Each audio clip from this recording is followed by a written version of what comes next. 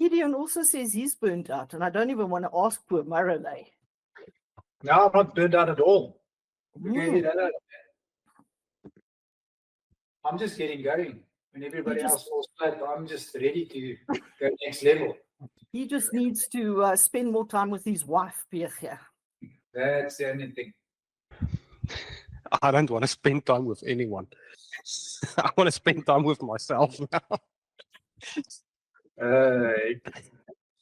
Yeah. All right, guys. So welcome. Valencia, good morning or good afternoon. How are you doing? I'm doing very well. Fantastic. It's nice to see you. And I know that you are excited about the journey and about all these workshops. I just need to tell you guys something. Valencia has been on an incredible journey in the last few months. And she is absolutely phenomenal. She showed up for every single thing that we had to offer. She shows up for the Thursday evening momentum sessions. She's never late for an appointment. She always does all her homework. She's like the perfect person to work with. And I'm so happy to see you here, Valencia. So this last week, we actually dived into a little bit of goal setting, not actually even knowing, in which direction it was going to go. So just give us some feedback in your experience so far with iSeekHelp International and everything that we do.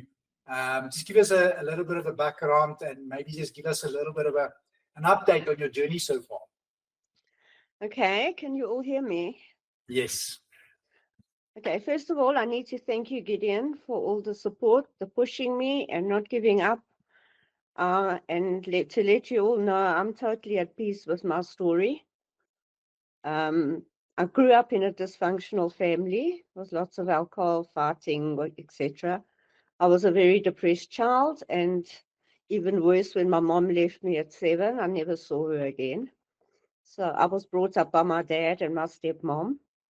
I ended up marrying my stepbrother at 16. I'm not sorry, we had 3 beautiful daughters together. My career was in pharmacy, hence the drug addiction, and unfortunately, my husband and I were both alcoholics. But I held down a very good job, but I was living on uppers and downers and taking my annual leave in rehab. I've been through many counselors and lots of admissions to hospital for cutting myself open and having to be stitched up. And I was on a roller coaster, which was out of control. I had no brakes. And I eventually got divorced when my husband pulled a gun on me. And I met my second husband in the psychiatric ward in Joburg. So that was just a disaster waiting to happen. And that didn't last. We were married for 17 years and we separated for 3 now. And I had an impact moment while staying at my daughter. I just went into pieces. I wasn't taking my meds. I drank every day. And then I met Gideon. And I'm glad I did, because this time I was really going to take myself out. It was so bad. I was just not having it anymore. I started working the Paradigm program, and Gideon was relentless. He had me doing mirror work, the 21-day challenge, visualization, breathing, catching mosquitoes, taking pics of my food, and even checked that I'd done my makeup every day. I had to burn letters of forgiveness to mothers and others, and I haven't missed a day of affirmations. And the family has said that I have changed. And I have. I'm more assertive. I love myself and I love life. And I know there's a great future ahead for me. And I'm preparing to be a qualified, successful Paradigm practitioner. And I am giving it my all. And like I say, I've been through many therapists, and not one has been as successful as this program that I've been on. Wow. Thank you, Gideon. Wow. I've got goosebumps all over. Well done, Valencia, for stepping up, for showing up, for saying this is it, for drawing a line in the sand, and for taking back control of how you feel and how you do things. So huge congratulations to you. It's not the program, actually, it's actually you. You said that this was it, and you made that commitment. So well done. Seriously, well done. It's amazing. It's life transformative. And is there anybody that want to say something to Valencia? Because I just think this is such a special moment. I'm taking my hat off for you. This is absolutely mind-blowing. It just shows that you're not a tree, you're not stuck, and whatever you put your mind to, and your thoughts and your intentions match each other, you can literally do anything. Absolutely, this is a story that is so inspiring, and I wouldn't stop telling that story.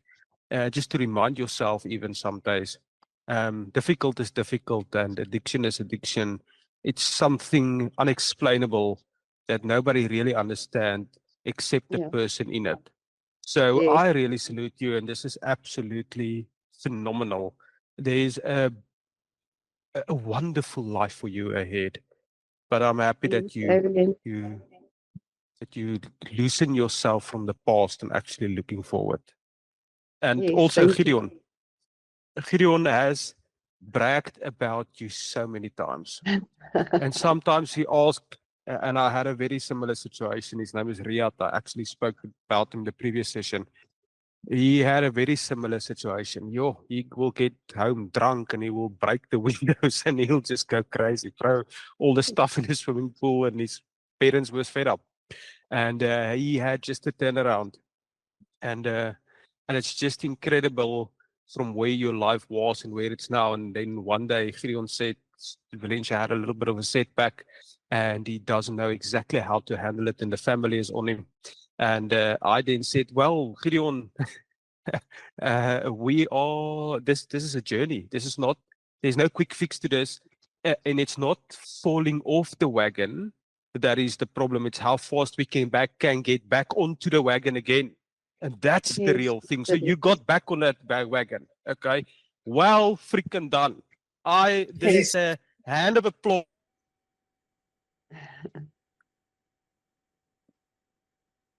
Definitely losing you there. And this is a standing applause. And I somehow just cry from happiness. That's the wagon. I'm still here. So Valencia, I'm saying this is a stand-up applause. You really just shook something inside of me, and I actually want to cry of happiness. Thank you and bless you. Thank you so much, Birger. Sure. Amazing. Wow. Sure. Anybody else before we dive into today's course? Yes, Marilé.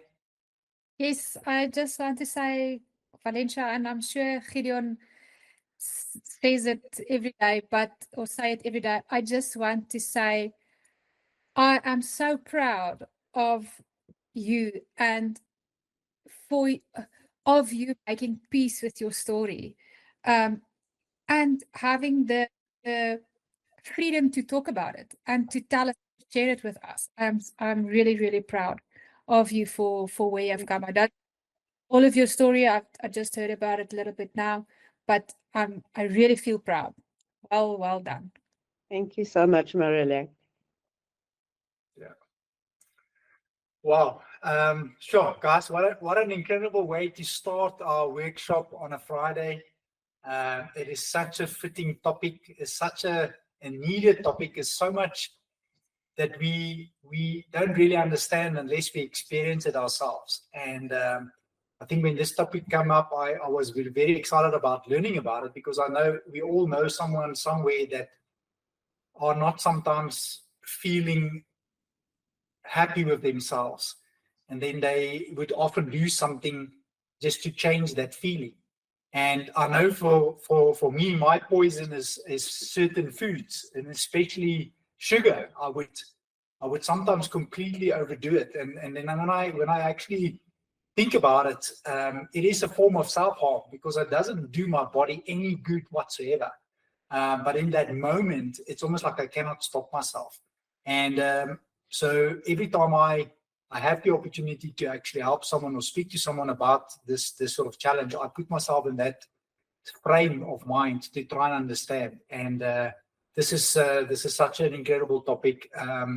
Also linked that with the need that we have to always perform and always be there and always be present, and how we sometimes feel the need to actually fill that void of a little bit of overburden by just doing something to ourselves to feel different. So sure, this is a very, very important topic. And you know what, guys, we are all in this together. We are all here to learn from one another. And Valencia, you kicked it off beautifully this morning or this afternoon. So thank you very much once again for sharing that. And without any further ado, I want to just ask, is there anybody that want to just give us a little bit of background about what they're hoping to get out of this workshop, why they are here, and what they hope to take away from this moving forward? Anybody? Yeah, Gideon, I will. Yes, please. The reason I'm here today is because my daughter used to self-harm, and I never knew it until maybe 2 or 3 years ago.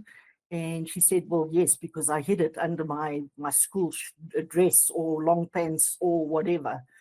And for me, it's just to have an understanding of why she did it, and perhaps then discuss it with her again, and just to learn from this, because it was really disturbing. Sure. Yeah. Thank you, Natalie, for sharing that. And every time you talk about that, and you've had a few times when you spoke about your daughter and your relationship with her, it brings up so much emotion. And I must be honest with you, while Valencia was actually sharing a story there, it was extremely emotional for me as well. So I can just imagine what it must feel like as a parent, being in that situation and not knowing about it. So I think it's very important that we do pay attention to all the signs, that we are made aware of exactly what's going on in our society and with our circle and with our clients as well, for what it's worth. All right. Thank you, Natalie, for sharing that. Guys, anybody else before we dive in? Anybody else? See, we've got quite a few new faces here this afternoon as well. So welcome to all the new guys that's here for the very first time. This is extremely exciting. And if you are watching this recording afterwards, I hope you making good notes. And if you've got any questions about the topic or anything that we didn't discuss, or you want to dive into something deeper, you're more than welcome to reach out to me or to Marilé or to Pierre here. We're always here to support and to help the guide. Right. So guys, the in-house psychology professional that we have in the room today is a lady that understands these topics and has got all the qualifications to show for it, that is going to make us even more aware of the things that we don't know. So I don't want to steal any more of her time. She's a phenomenal human being. She's first and foremost a mother and a wife. And then she's also our counselor. She's also our support structure. She keeps us in line and she makes sure that we do what we need to do on a daily basis. So Marilé, good afternoon, welcome. And I'm going to hand over straight to you to get us started. Thank you very much. Thank you so much for the introduction, Gideon. Good afternoon, everybody. I hope everybody is feeling burnt out. I am. Okay, you asked and we delivered. So, For joining today.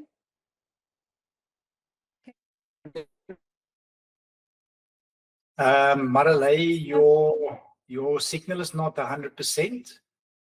Okay, let me just see if I can. It sounded like somebody was starting to play a piano. Yes, and there was someone that actually tried to say something, but there was also a bit of a delay on their side. So I don't know if it was. Can you hear me now? Yes, we can. Okay, perfect. It must be my Apple. I think my Mac feeling burnt out a little bit as well. So it's doing all of these things. But okay. Before we start today's workshop, I just want to set some ground rules for our session today. And I'll explain why. So I just want to say this is a safe, non-judgmental space. What we share here stays between us. It's confidential, and I want to create a supportive space for everybody. So, because this is an emotionally loaded topic that we are discussing today. Okay, I also need to make a further statement. Even though self-harm and suicide is outside of the scope of work of life coaches, we find ourselves on the front line of this. So a lot of people feel stigmatized to reach out to either a psychologist or a psychiatrist, so they will reach out to life coaches and counselors, and then they present with this huge problem. And it is our duty to keep that space, to identify the red flags and the signs and the signals and the challenges, and then to refer appropriately. When we do refer, we also provide a supportive environment where they can still heal, where our clients can still heal with our support, and then obviously with the psychiatrist intervention there.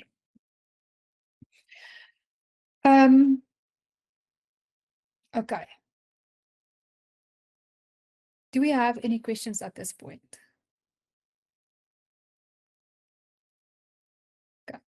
Before we start, I just quickly want to do a grounding technique with you. It was so wonderful witnessing this. You know, I'm always the one that's presenting these type of things, but last week, Friday, me and Gideon had an opportunity to do a little bit of group trauma session, and it was so nice to see someone else do it.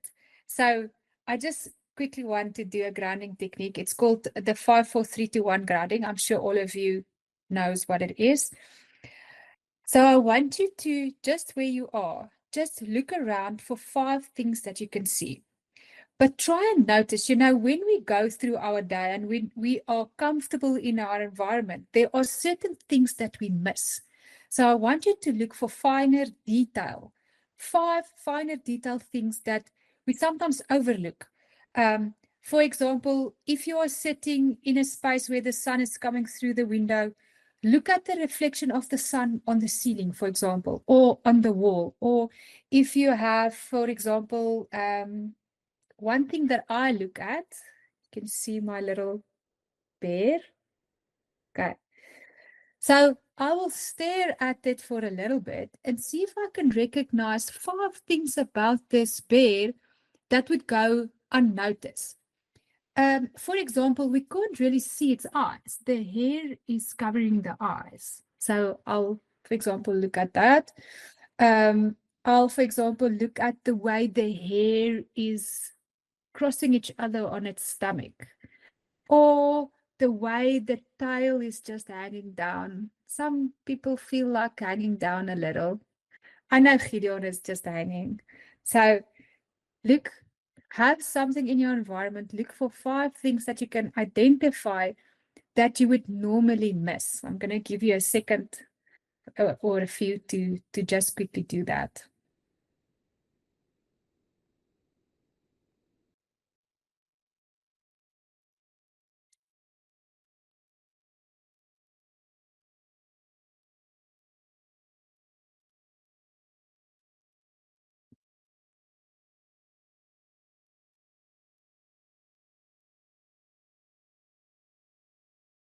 Okay. Everybody saw 5 things? Okay. Bridget, what did you see? Remember to unmute yourself. First thing is my domestic worker has not been doing a very good job of these decorative sticks in front of me. They're full of dust. Okay. But, Oh, yeah. We've got 2 Bridgets on here today, right? Yes, I see that. Okay. Okay, I had Bridget, my turn. the trauma, yes. Okay. Now the other Bridget? What Um, did you see? I decided to grab my Wonder Woman that I keep on my desk, and I started studying her, and I was counting the stars that she has on her outfit and seeing, I didn't notice she's got stars in her head and her earrings and her wrists and her outfit. That, yeah. Yes, perfect. Yes, brilliant. Okay. I just have to open.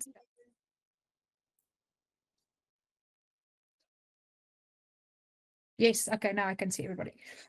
Gail, what did you see? I have a cushion with a bee on it because it's dear to me. And I only ever see the bee. And I see now it's got flowers, different colored flowers coming off its legs. 5 different colors, actually, which I'd never noticed before. Okay, perfect. Thank you for sharing that. Natalie, what did you see? I decided to look out the window today because I don't very often do that. And there's a gentle breeze through the trees, and my open windows are blowing a little bit. And there was a bird that landed on a very hot tin roof, and the neighbor's washing is also getting dry in the wind. Okay, perfect. But I'm just going to ask random. Dorette, what did you see? I was also looking out of the window, so I'm looking at my neighbor's house, and they've got these beautiful flowers. They've got a palm tree with beautiful flowers, and I actually saw a bird like just hopping from one flower to the next one. So different colors, purple, yellow, orange, and then this black bird just hopping from one flower to the other.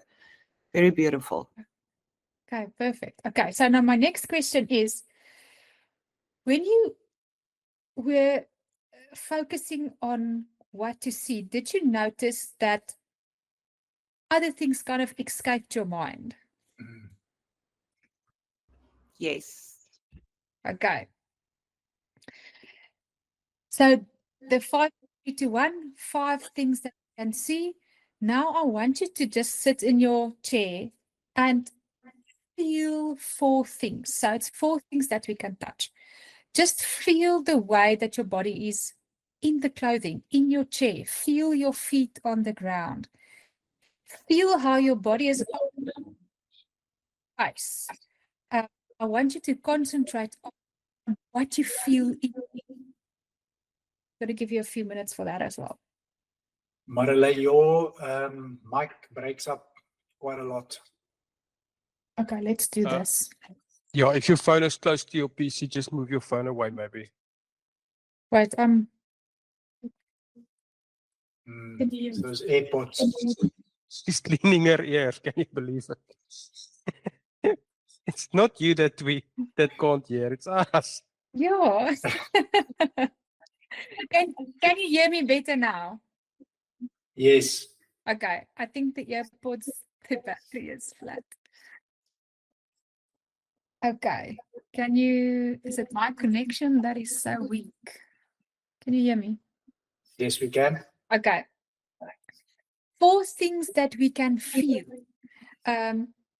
Pay or focus your attention on how your body feels. Where you're sitting in your space. Is it hot? Is it cold?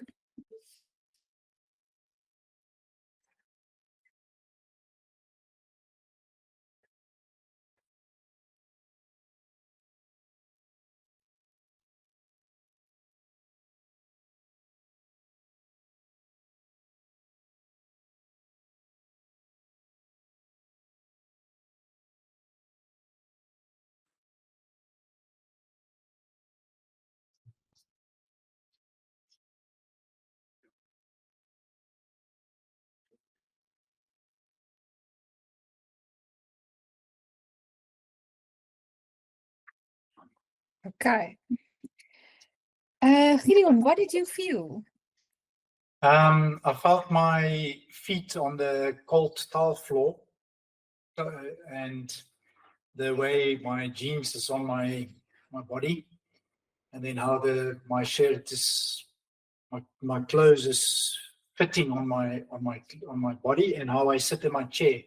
I always sit like this up to keep my back up straight. Yes. Okay, perfect. Thank you.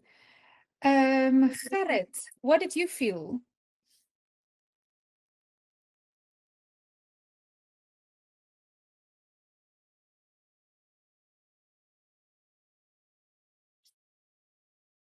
Gerrit is on the ocean. He's on the beach. I can see he's on the beach muted. Okay, nonetheless, it's Harshila, what did you feel?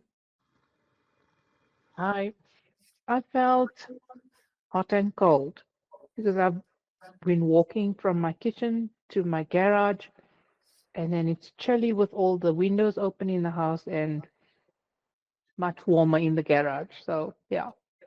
Yes, okay, perfect. Thank you. Letukile, what did you feel? Hi, sorry, I don't know if you guys can hear me.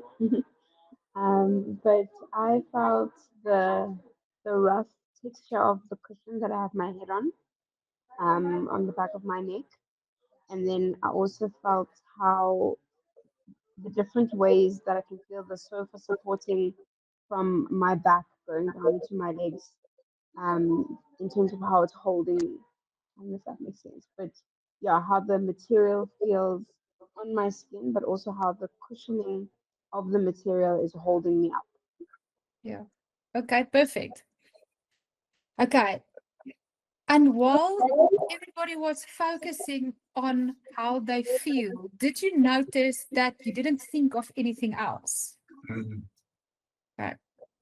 So our number 3 in our 5, 4, 3, 2, 1 is something that we can hear. So listen for 3 things that you don't normally hear. So if you are in a busy street, you might get accustomed to the sound of the cars passing, or the sound of wind blowing, or a fan blowing, or maybe background noise. So try to hone in on that and to really listen for the things that we normally wouldn't hear.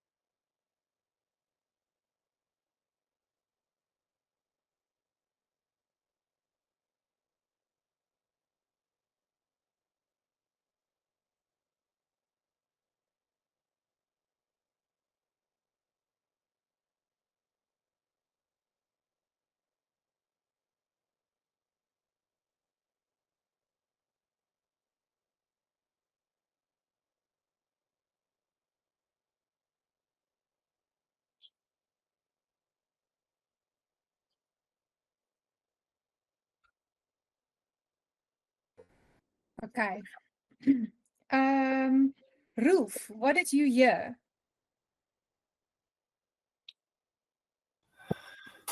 I heard the traffic far away outside. I've heard some birds. And then I've heard my clock on the wall. And then I've also heard my wife working in the kitchen. So that's most of the sounds that I've heard. Yeah. Okay, brilliant. Valencia, what did you hear?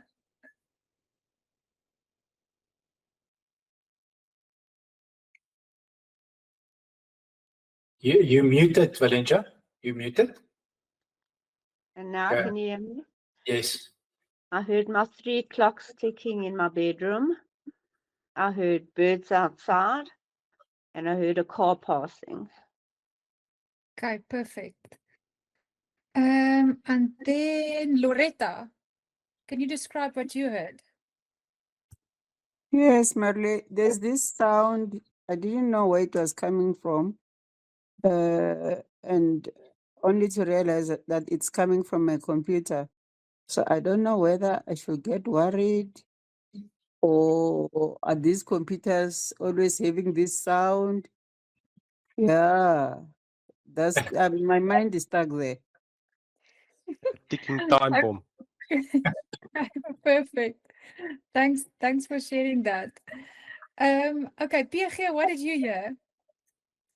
I had a white noise of the fridge, and then I've also heard Nicole busy in the front part of the house, and then I've heard some dogs barking from far away. Okay, perfect. Thank you for that.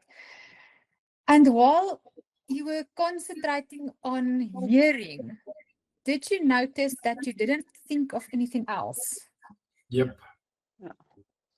Okay. The 2 of our 5, 4, 3, 2, 1 is 2 things that you can smell. Now, this is difficult, but what I sometimes do is I smell my clothes. I smell if I did take a shower, or if my lady, my domestic, did wash my clothes properly. Or just in the room, you know, certain rooms have certain smells. So 2 things that you can smell. Just take a deep breath and smell the smell.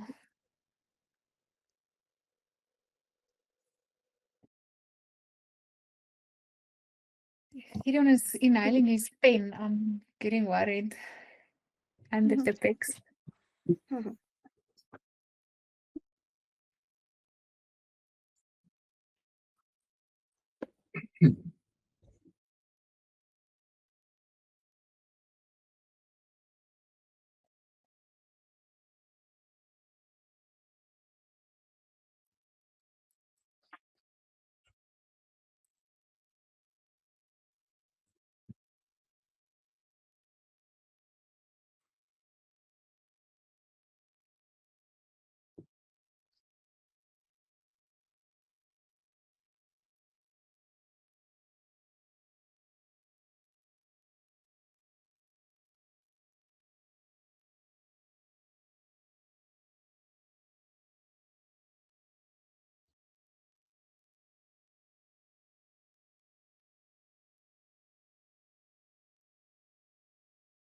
Okay, did we all enjoy our smell?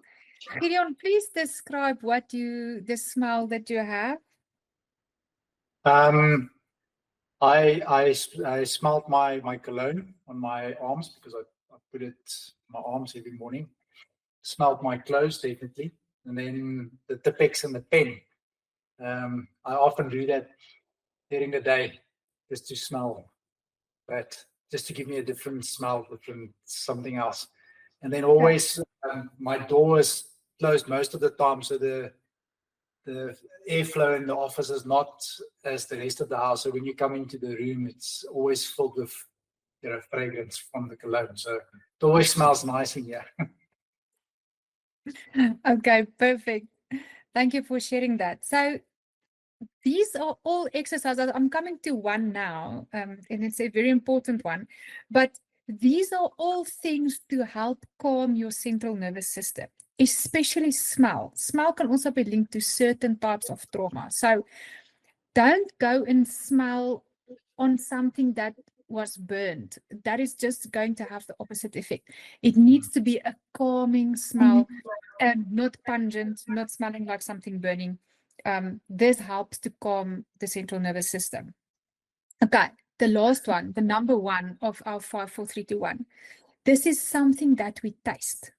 And if you don't have anything with you, so I always carry either mints or with my kids, I have like a sour worm. So sour, the sour taste is kind of a reset to the central nervous system because it's a quite strong taste. So I'll always have something in my handbag, either, you know, a mint or a sour worm packet, or you know, something that if, you know, I'm somewhere where the kids are feeling overwhelmed, I'm feeling overwhelmed, or whoever, I can just give them something. So taste is something important.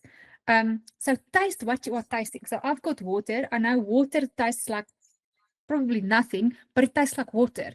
So just taste something. I want you to taste something.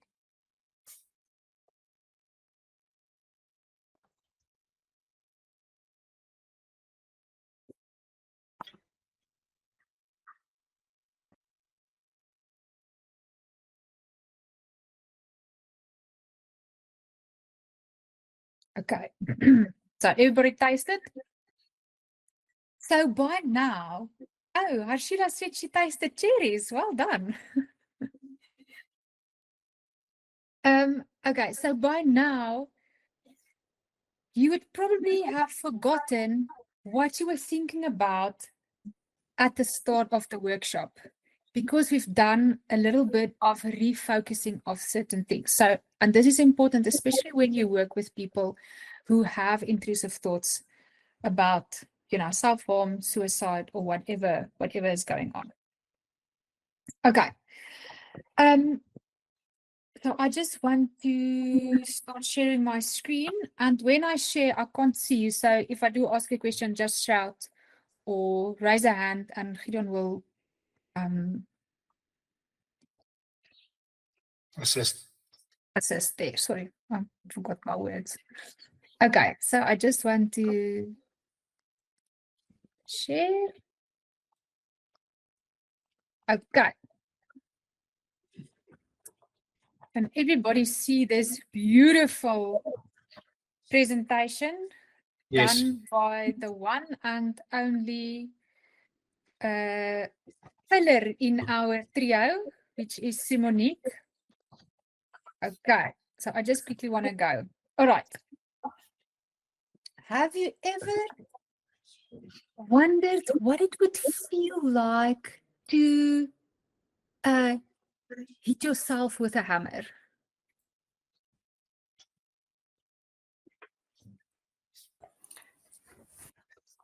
I've done it a few times by accident. I'm sure that was accidental, though. It must feel different being accidental to being on purpose. I wasn't born this way, Natalie.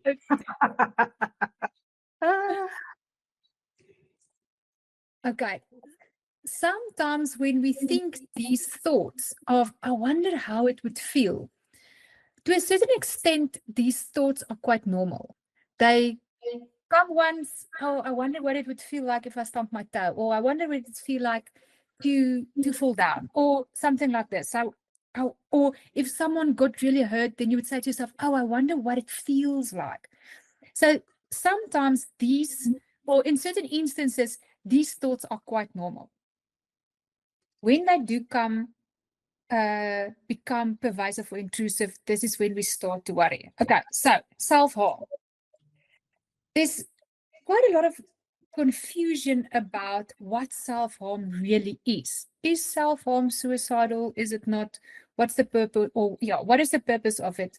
Okay, self-harm is known as non-suicidal self-injury. And this refers to the deliberate infliction of pain or injury to your body without the suicidal intention. As we go along, you will see that in some circumstances, self-harm then results in suicide, but I'll get to that a little bit later. Although self-harm resembles attempted suicide. It's not quite the same. Self-harm is a maladaptive coping strategy that we use to relieve a temporary pain or problem or overwhelming emotional state. And these can include things like cutting, burning, scratching, rubbing. Some people pull their hair, some people punch objects, even interfere with wound healing. And then we also get, alcohol abuse, drug abuse, even in Gideon's case, sugar abuse, or any engagement in high risk behavior. This can be, driving too fast, jumping off things like that, and then ingesting harmful substances, whatever it may be.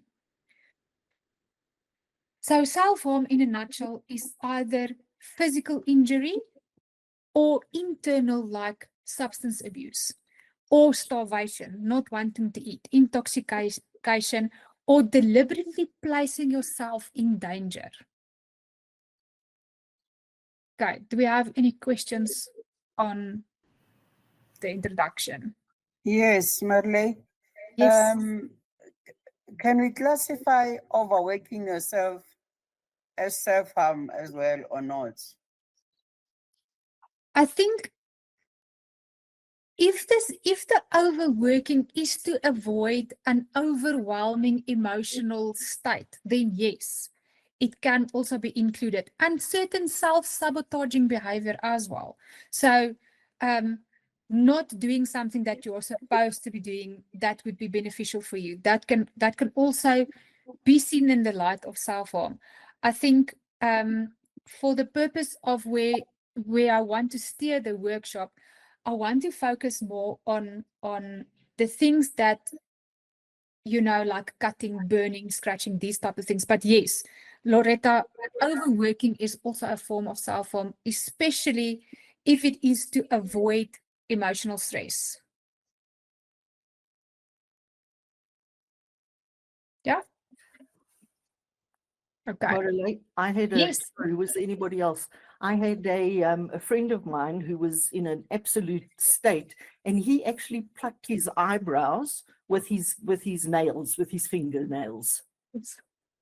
Yes, that's also a form of hair pulling. Is perfect example.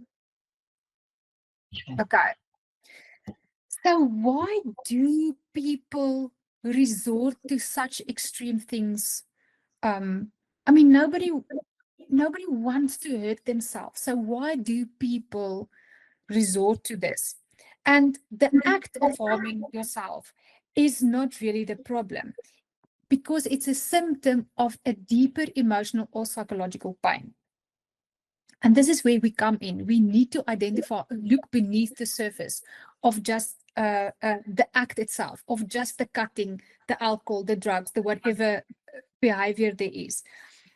There's one, or I like to quote this. It's that beneath every abnormal behavior is an unmet need. And this unmet need, when it goes unmet, this results then in the abnormal behavior. And when we start to look at the unmet need and we start to meet that need, then the unwanted behavior kind of resolves itself. Okay, so coming back to why people resort to self-harm. The biggest driver or motivator behind self-harm is emotional regulation difficulties. As we grow up, very little or not everybody get taught how to regulate their emotions. And then something happens, either a trauma or whatever in circumstances. I don't have to go into too much detail, but then you might feel an inability to cope with what is happening, whether it is anxiety, feelings of panic, depression, loneliness, shame, guilt, internal conflict, and then, of course, abandonment. The second motivation for self-harm is then a pain as a nervous system reset. And this is why people continue doing it. I will get into the brain chemicals more, but just to give you a taste of it. So pain actually activates beta endorphins in our brains, just like we get serotonin, oxytocin, dopamine excreted from doing things that we like. So pain has the same effect on our brains. So it reduces emotional pain. It creates a temporary sense of calm and relief, especially when the emotional situation that you are in are overwhelming. And then it causes a sort of short-lived euphoria. And this is called the pain offset relief. So, and this is why people continue doing it. Okay. Marilé, again, what did you call it? The pain offset relief. Yes, pain offset relief. Okay. So this means that self-harm can literally feel good for that moment. And then what do we do when we feel good? We reinforce the behavior. We continue doing it. When we eat a piece of cake, what does it make us feel, or how does it make us feel? It makes us feel good for that moment. Even if we regret it afterwards when we try to put on our favorite jeans, in that moment, it feels good. So we want more of it. So when we get invited again, or the cake is there, or we see it on the shelf, we buy it, we eat it, we feel good in the moment. And then there's a desire for control.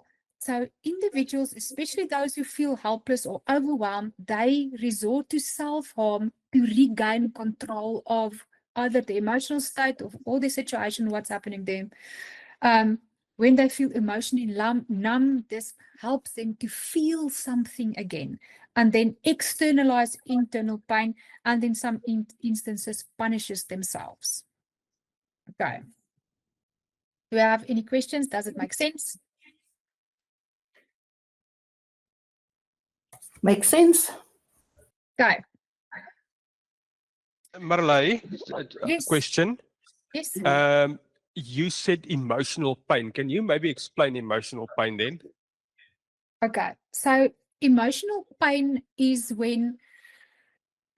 usually linked to some form of abuse or abandonment or some form of attachment. So if, for example, there's some sort of emotional psychological abuse going on there to a certain extent, it causes emotional pain.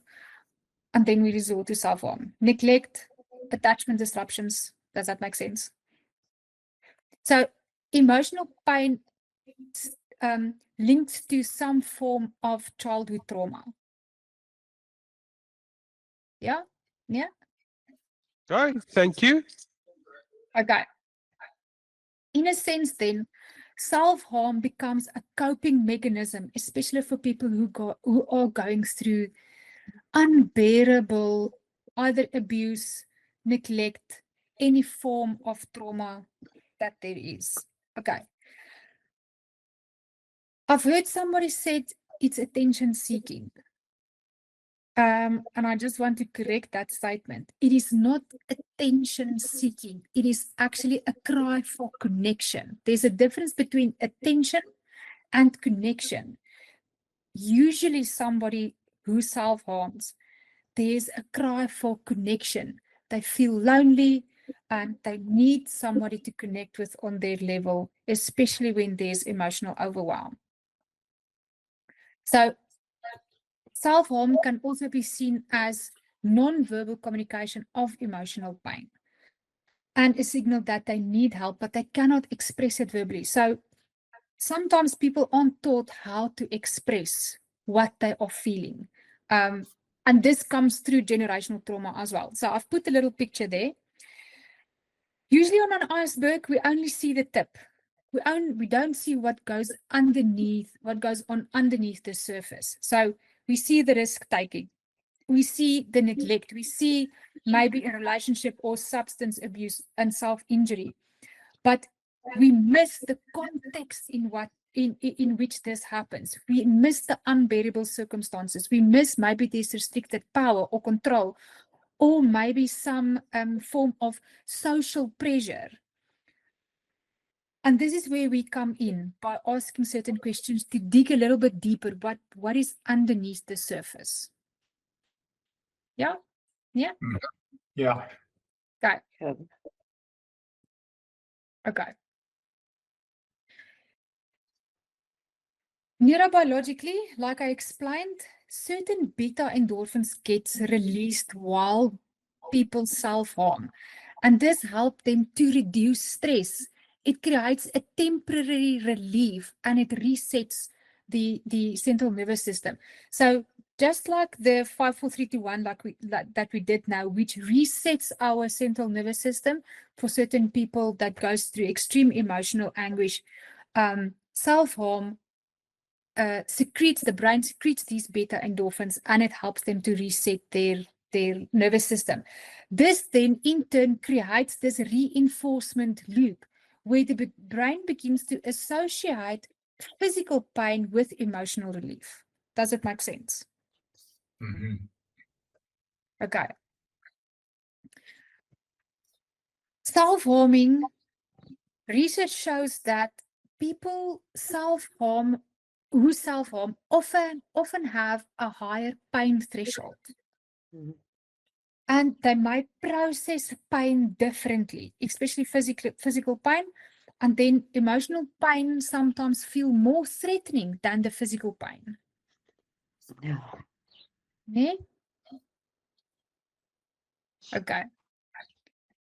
Because beta endorphins gets secreted in our brains, just like dopamine, serotonin, oxytocin, and adrenaline, it rewires this self-harm or repeated self-harm rewires our reward system, the reward pathway in our brain. It rewires the impulse control circuit. So we have impulse control. So because now I'm emotionally overwhelmed, beta endorphins get secreted, I rewire my impulse control network or circuit. And then also the emotional regulation network gets rewired so that I can feel good when I self-harm. It makes me feel alive. Over time, the behavior becomes compulsive, just like an addiction becomes an addictive behavior. And it's not just emotional, it's rooted deeper.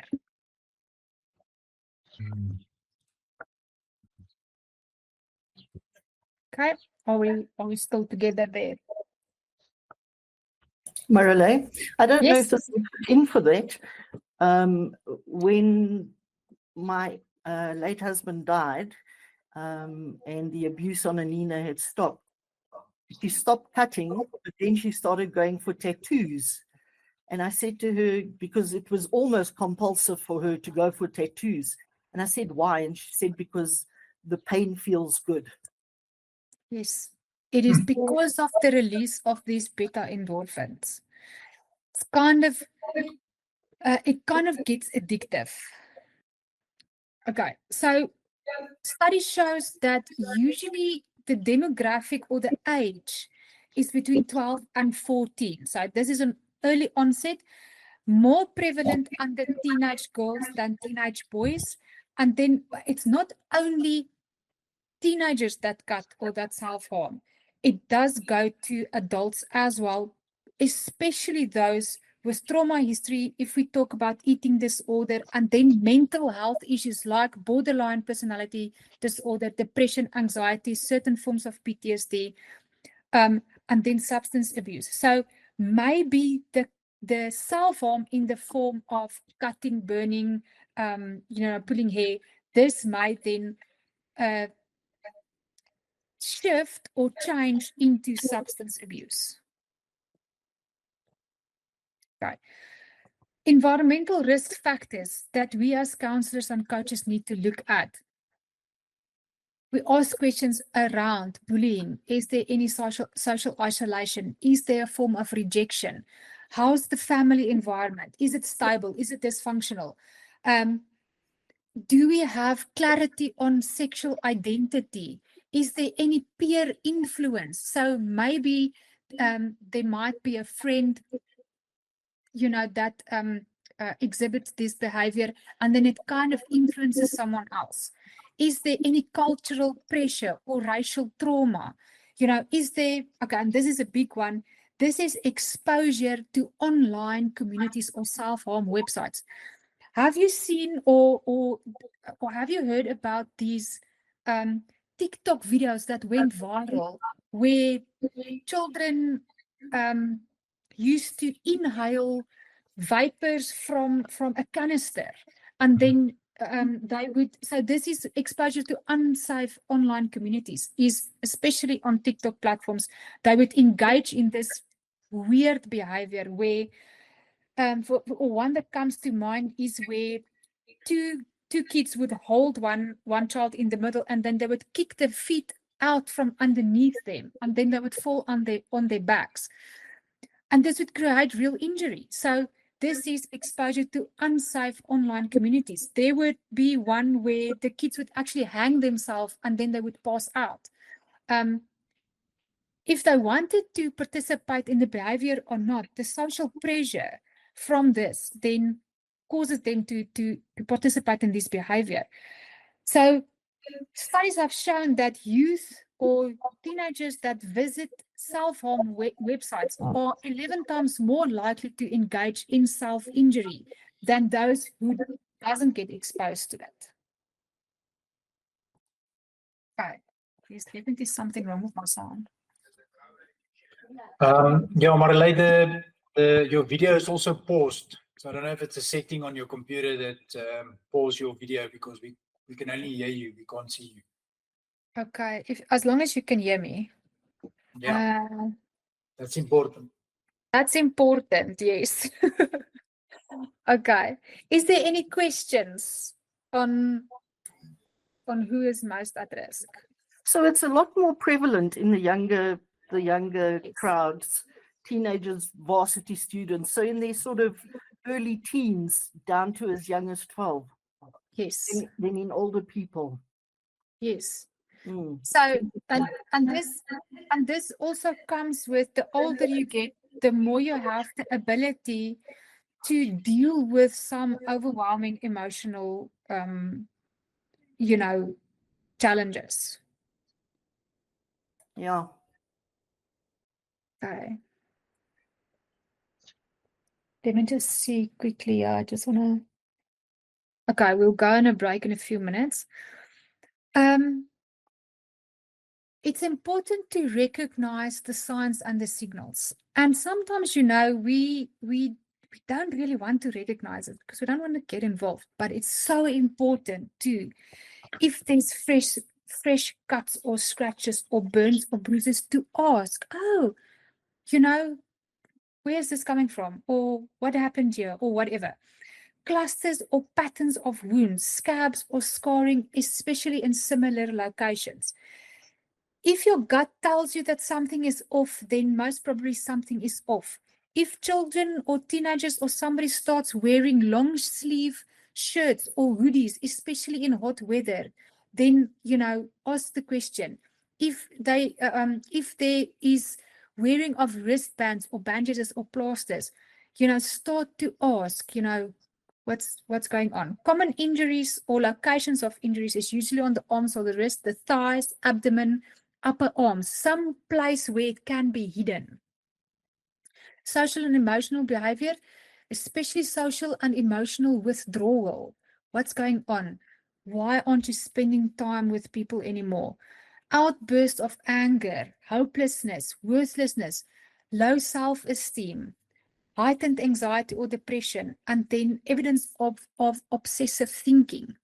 Frequent accidents. So kids might say, oh, you know what, I fell down, or I hurt myself skateboarding, or whatever they are doing. If a child who is not exhibiting self-harm, if there's an injury, they will come and tell you. They will say, you know what, I fell down, this is where I got it. They will kind of brag about it.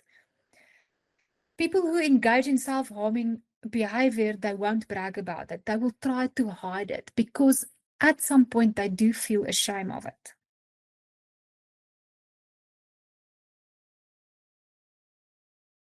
Okay.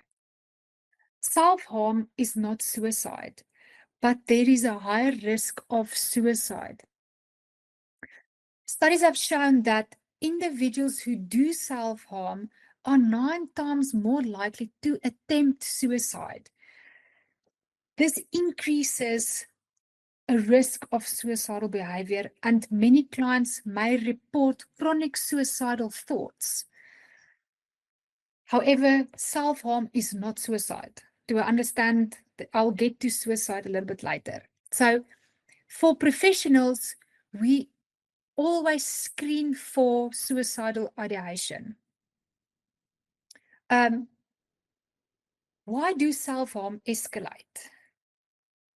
Okay. Maybe underlying issues identify. Original emotional triggers can worsen. More intense injury is needed to feel the same relief. Remember, we said that it can become like an addictive behavior. And one thing about addiction is a tolerance. So just with a substance, self-harms, they may need a more intense injury to have the same emotional relief. Just as with substances, the more you use, the more you want to use to get the same sort of relief. Substance abuse can co-occur with self-harm, and then clients can become desensitized to earlier methods. So maybe cutting doesn't do it anymore or doesn't provide the same sort of emotional relief, and they need to resort to other forms of self-harm to feel emotional relief or emotional life. It often starts as a single impulsive act, but then it becomes a pattern, a cycle, and then a habit. Do you understand how the self-harm escalates? Yeah. Okay, how do I identify risk and underlying causes? We need to explore emotional states. We need to explore trauma history. This is why we do all of these things. We need to explore stress factors. How is school? How are the relationship? How are finances? Health, wealth, and relationship. This is the 3 pillars. Peer influences. Who's your friends? What do your friends like to do? And then substance abuse. Is there a history of substance abuse? Is there current substance abuse? How is the family dynamic? This is why we ask all of these questions, especially when we have our first session with our clients. And then most importantly, mental health conditions. So we are allowed to ask, is there any diagnosed mental health conditions that we need to know about?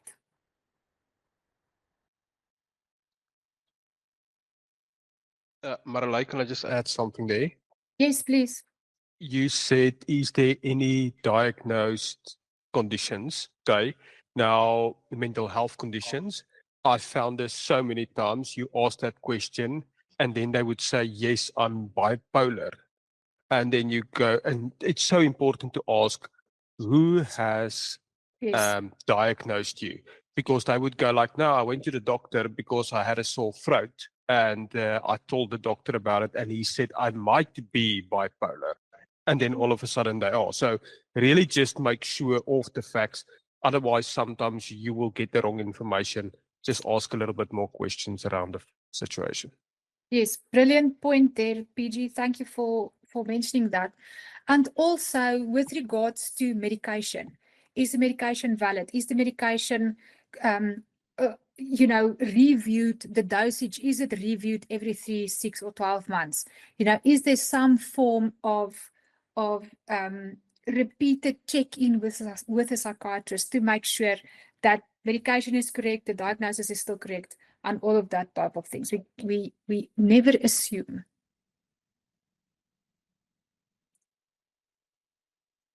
Okay, then certain assessment tools, risk assessments we do interviews, we do journaling logs, behavior tracking sheets. This is something that you can set up, especially if you have clients that exhibit self-harm, and then psychoeducational sessions like we are doing now. How do we respond in our session when we have a disclosure of self-harm? Anybody wants to give it a shot? How do we respond? You'd respond with empathy because you don't want to get annoyed with them, because that's just going to chase them away and you're not going to get any response from them. So I think with a lot of empathy. Yes, definitely. A lot of calmness, a lot of compassion, a lot of curiosity, not accusation, a lot of connection and not control. Like we said, sorry, I've got something attacking me here. Okay, like we said, this may be a cry for connection. And how do we connect? We connect through compassion, calmness, curiosity. We never punish the behavior. We never try to shame or demand to see the wounds or threaten with consequences. You know, if you keep on cutting, you might risk infection. We try to steer away from threatening consequences. Most of the time, people engaging in self-harm already feel so ashamed by it because they know that socially it is frowned upon. So we don't want them to feel more shame. We want to create a connection. Sorry, Marilé. Yes. I find with a lot of the children that I deal with, the teenagers, you sit close to them and you just get them obviously to love you and to trust you first, kind of. And they actually open up. Yeah. And they show you their wounds. They show you their cuts. And it's like, it becomes like they wanted to show somebody something, but they couldn't trust anybody. Yeah. So them actually showing you is quite amazing, because it means that they're trusting you with their innermost, deepest secret. Yes. Yes, definitely. You need to provide, and at that point, you know that you've created emotional safety. Absolutely. I think somebody raised their hand. Ashila. Hi. Hi, Marilé. Hi, Ashila. Thanks for it. You asked the question about what do we do when the child tells you or somebody tells you about self-harm. Mm. And I did that with a client once, a teenager, and I told the mom, let's not ignore this. She's telling me she's having suicidal thoughts. And the mom just said, what does she have to be depressed about? And she doesn't know what a difficult life is. She doesn't know what I went through. Our child is living a life of luxury. And I didn't know what to do, but at least I had made them aware of it. Been a challenging journey with them, but yeah, any suggestions would be helpful. Thanks. Okay. I think it's explore a little bit more. It's not about, I hear what you say about not having any financial difficulties, having a life of luxury, but maybe there might be something deeper. Maybe rejection, maybe the teenager doesn't feel she fits in anywhere, he or she. There might be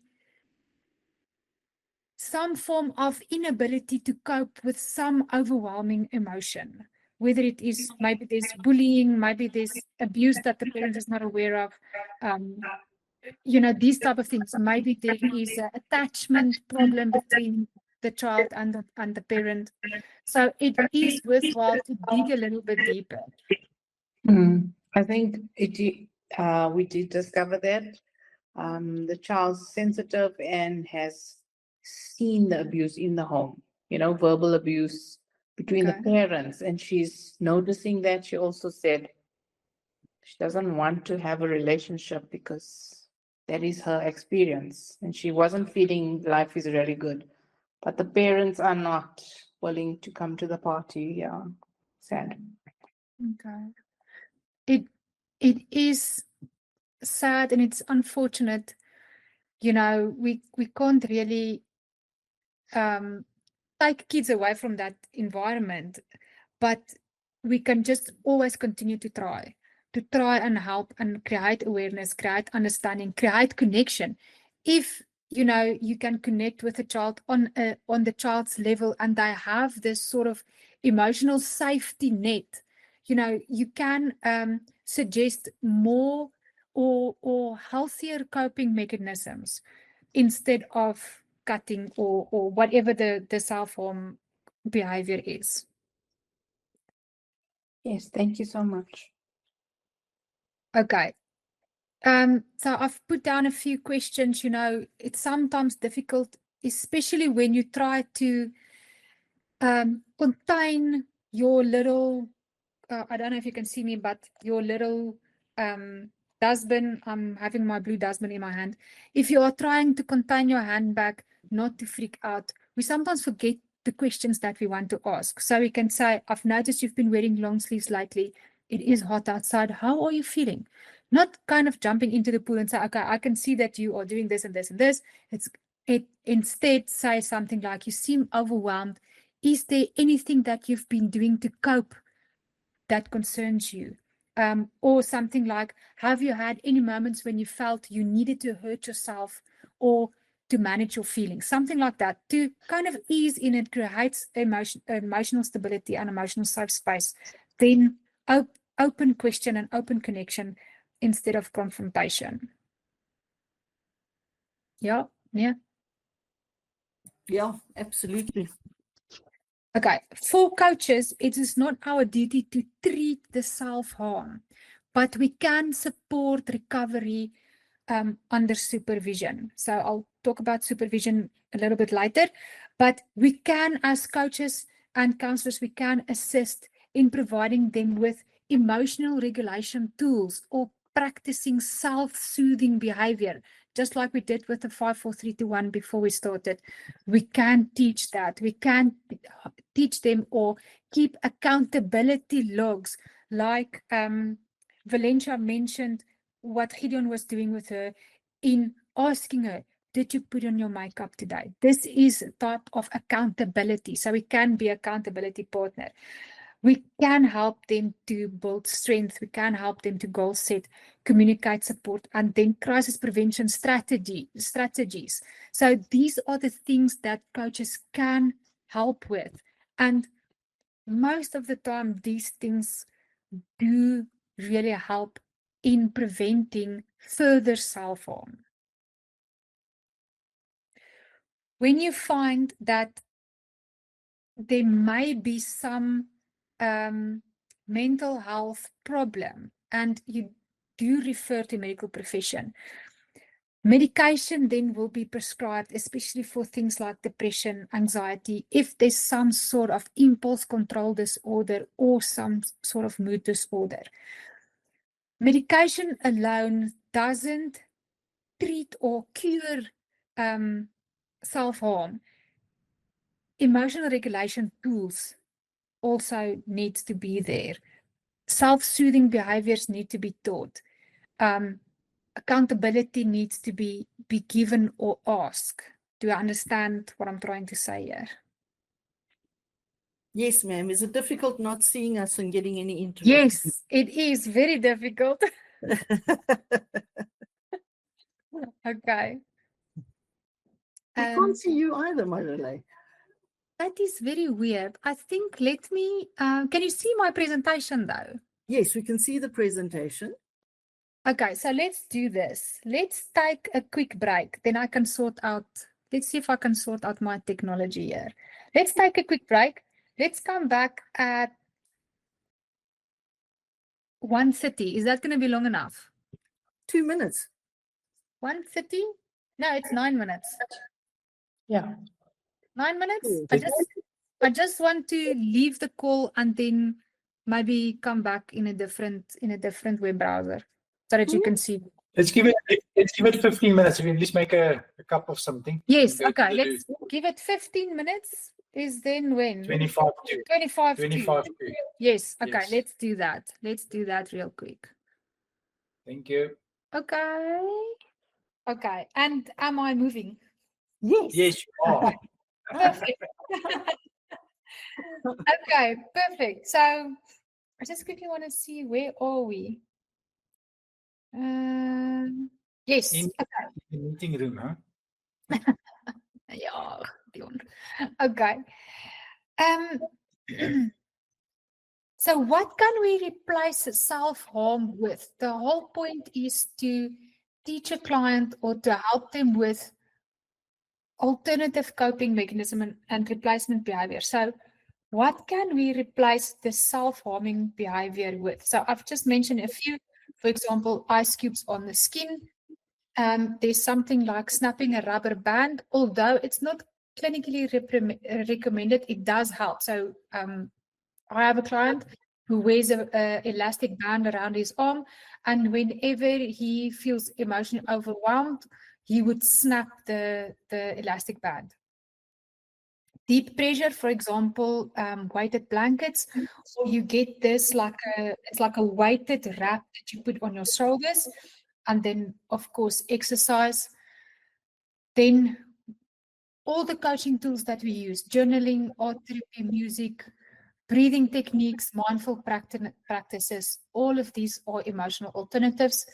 Sensory alternatives, for example, cold water on your face calms down the central nervous system as well. Aromatherapy, we do have essential oils. For those of you who know which essential oil helps for which or for whatever, then you can use aromatherapy. These are all things to help regulate the nervous system without causing harm. Okay. Marilé? Does it make sense? Marilé? Yeah. I just have to break the seriousness for a minute. I got a joke saying all those people that use essential oils, is chloroform an essential oil? I'm sure chloroform is an essential oil. If you want to use essential oil on your mom-in-law, yes, chloroform does count. Especially this time of year when family is getting together, then chloroform is an essential oil. It would appear as if you are a source of the essential oils knocking on the door. Okay. We create a safety plan when we work with clients who exhibit self-harming behavior. So a safety plan would include what are the triggers? When do you feel emotionally overwhelmed? What happens?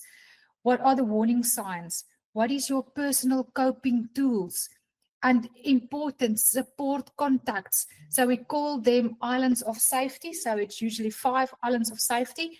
These are the 5 people that you feel emotionally safe with. Who are they? Can we write them down? These are your support and emergency contacts. Okay, emergency contact. If there is need, then you can phone an ambulance to go get your client.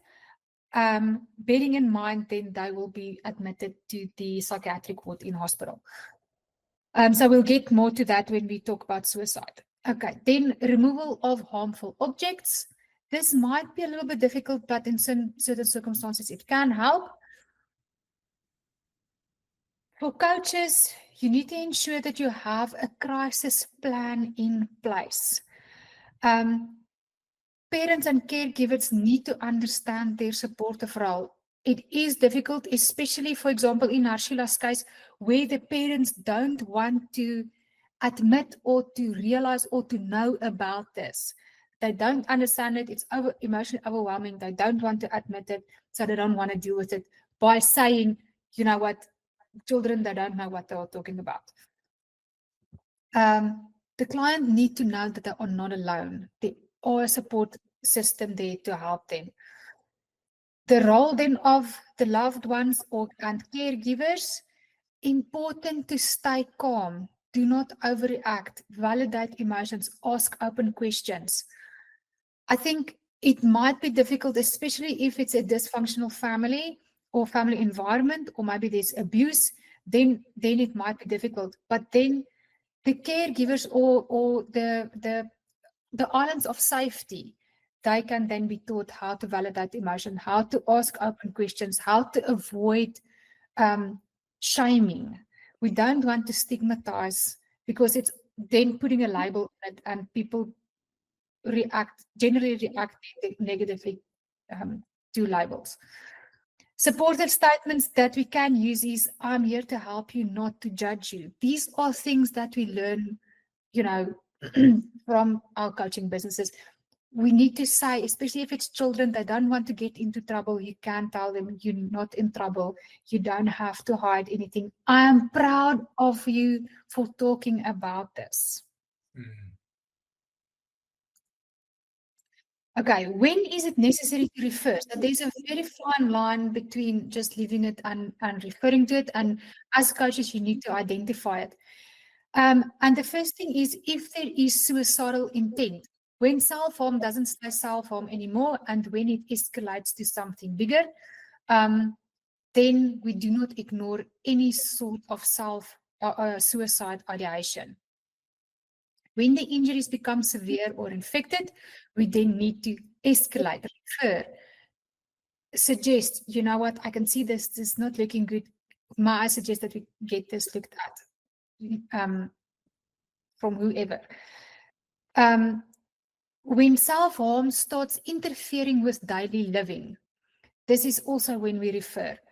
For coaches and counselors, we refer. It's outside of our scope of practice to treat self-harm, suicide, anything like this. We refer and we teach self-coping, alternative coping mechanisms. Okay, key takeaway. Self-harm is not, it's not about the behavior. Self-harm is a symptom of a deeper emotional pain. It's a coping mechanism. It's definitely not attention seeking. It is seeking connection. We need to understand that there is some chemical thing in the brain happening. So beta endorphins is being excreted, which can reinforce the behavior neurologically. For practitioners and coaches and counselors, we need to recognize the signs early, especially the hidden ones. Now, when you are not working in a school front or you are not, so you won't be able to recognize the signs early. People will come to you after it's already happening, when they realize, you know what, I do have a problem, let me get healed. So if you're not working in the front lines of this, for example, in a school or university setting or in a mental health facility, you are not going to recognize the signs early. But you can approach calmly with compassion, with curiosity, and with connection. We can use evidence-based therapies like DBT, CBT, and then for those who have an interest or show interest in trauma therapy, these are little courses that you can do just to elevate yourself a little bit, but don't jump into and book courses for the whole year. We will come to burnout now.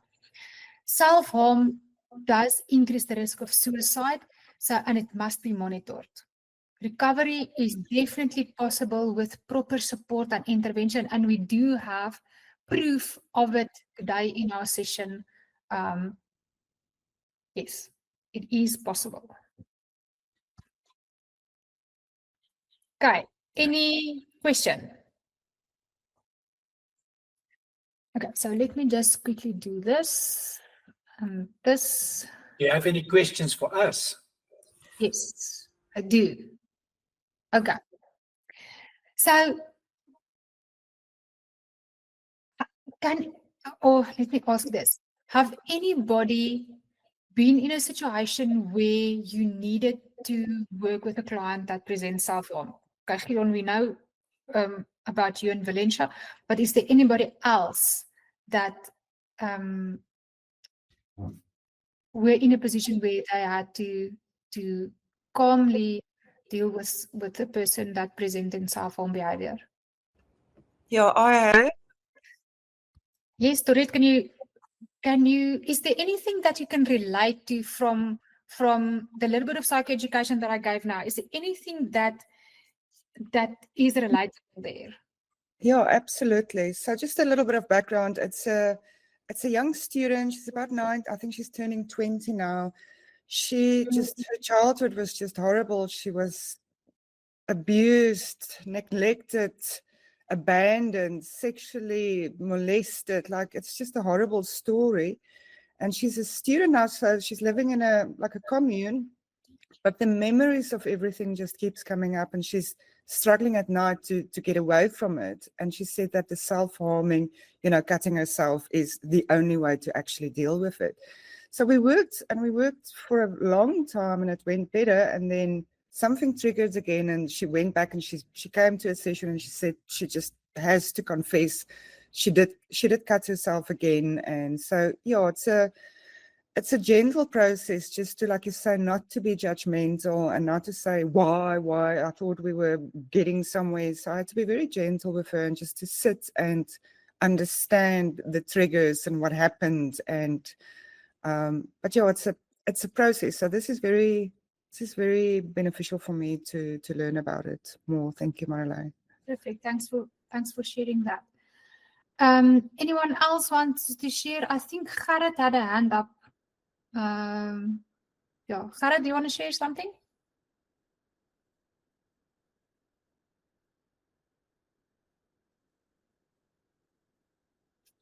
I think you're still muted if you are trying to say something.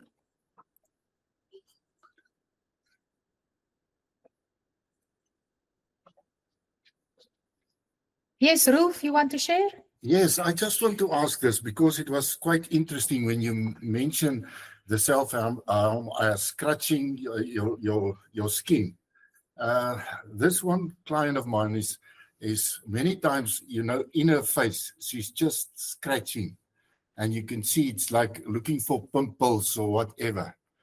So you can see there's something about that. Is that also a type of self-harm, or is it more, just knowing, just not being able to handle the emotions? So I just want to know this. Can you give me clarification on that? And can I do something to help her, to assist her? Because it seems as if she's just all the time doing something on her face while she's speaking. Yeah. So any type of skin picking. So for example, when I was studying, we had a student that would chew his finger. He's not the nail, the actual skin on his finger, and on his fingers. All of them were actually very bloodied.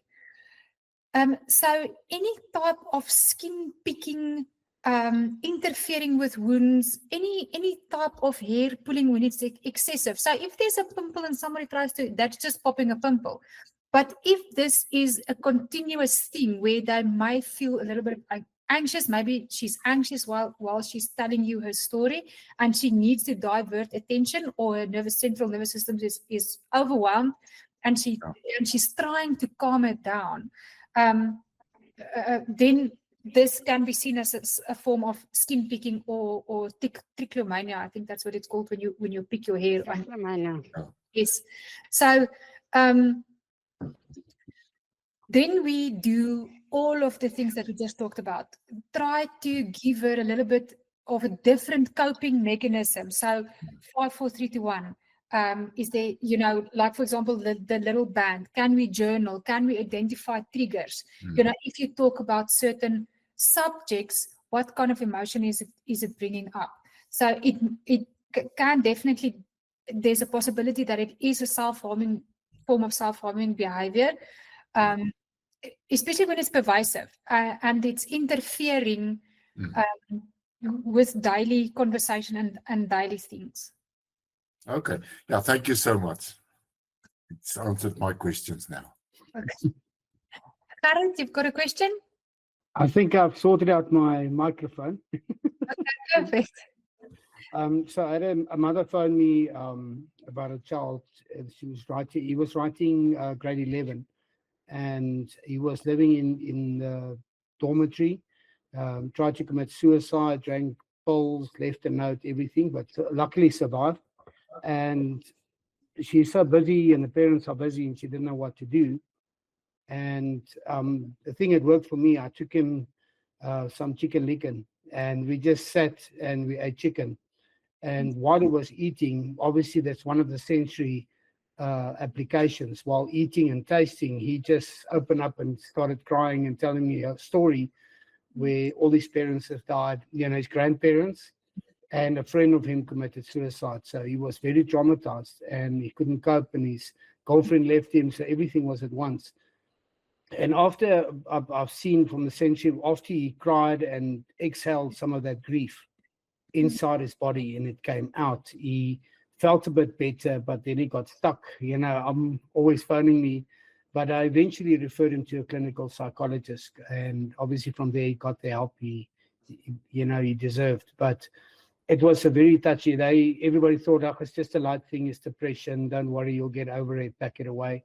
But he was in a very, very bad state, and I was lucky to be involved with that small little intervention, eating chicken. Yes. A simple thing like connecting over chicken. So it's not a cry for attention, it's actually a cry for connection. And if we connect over chicken licken or KFC or cake or whatever, then yes, we do it. Okay, brilliant. Thanks for sharing that.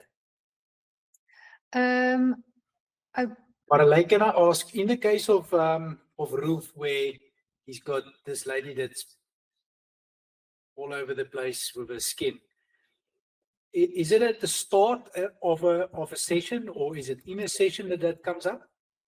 And then if we are in a session or at the start of a session, I like to always do like a box breathe or just a grounding technique, just to get them to release everything that they might have experienced when they come into a session. Or when I feel someone is not in the session, then do a box breathe. Will it help in a case like that where someone feels extremely anxious in a session or within a certain environment, that we just stop there and do a box breathe? Yes, definitely. In any type of situation where you feel that this person's central nervous system is overwhelmed, and you will see it. Like, for example, in Roof's case, the lady there will be signs, and your gut will tell you something, you know what, let me do. It's kind of like, because we are attuned to providing therapy, you will think, okay, let me do this quickly, and then do it. If you feel your gut is telling you, let me do a box breathe, then do a box breathe. It won't do any harm.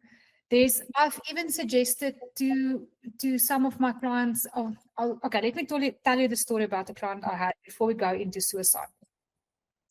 So I've had this client for about 2.5 years, and he did have a very dysfunctional childhood, but he could cope. He was fine. He just carried on with life, and he managed to excel in terms of work. So he's in the medical profession, but more is not like a doctor. He's more towards the IT side of the medical profession. So he oversees so all the medical aids that we have in South Africa, they report to one entity. And he was a CEO, or he was a director in that entity that they have to do with IT and programming and all of that. And he would tell me that he always, or sometimes, especially when they are in a high-rise building having a meeting, he would look out the window and he will say to himself, I wonder what it would feel like to jump. What would people's reaction be if I just stand up and run towards the balcony and just throw myself over? And I mean, he's got 2 children, he's got a loving wife, they are financially secure, but the trauma from the past kept on giving him these intrusive thoughts. So what I then did was, and this is when you can do it, whether it's online or in person. He was an in-person client of mine. So whenever it was his session, so he never missed a session, when he comes into my office, when we sat down, I would wrap a blanket around him. I will ask him to hold himself like this, like you would give yourself a hug. And then I would tightly wrap the blanket around him so that he's kind of in this type of position.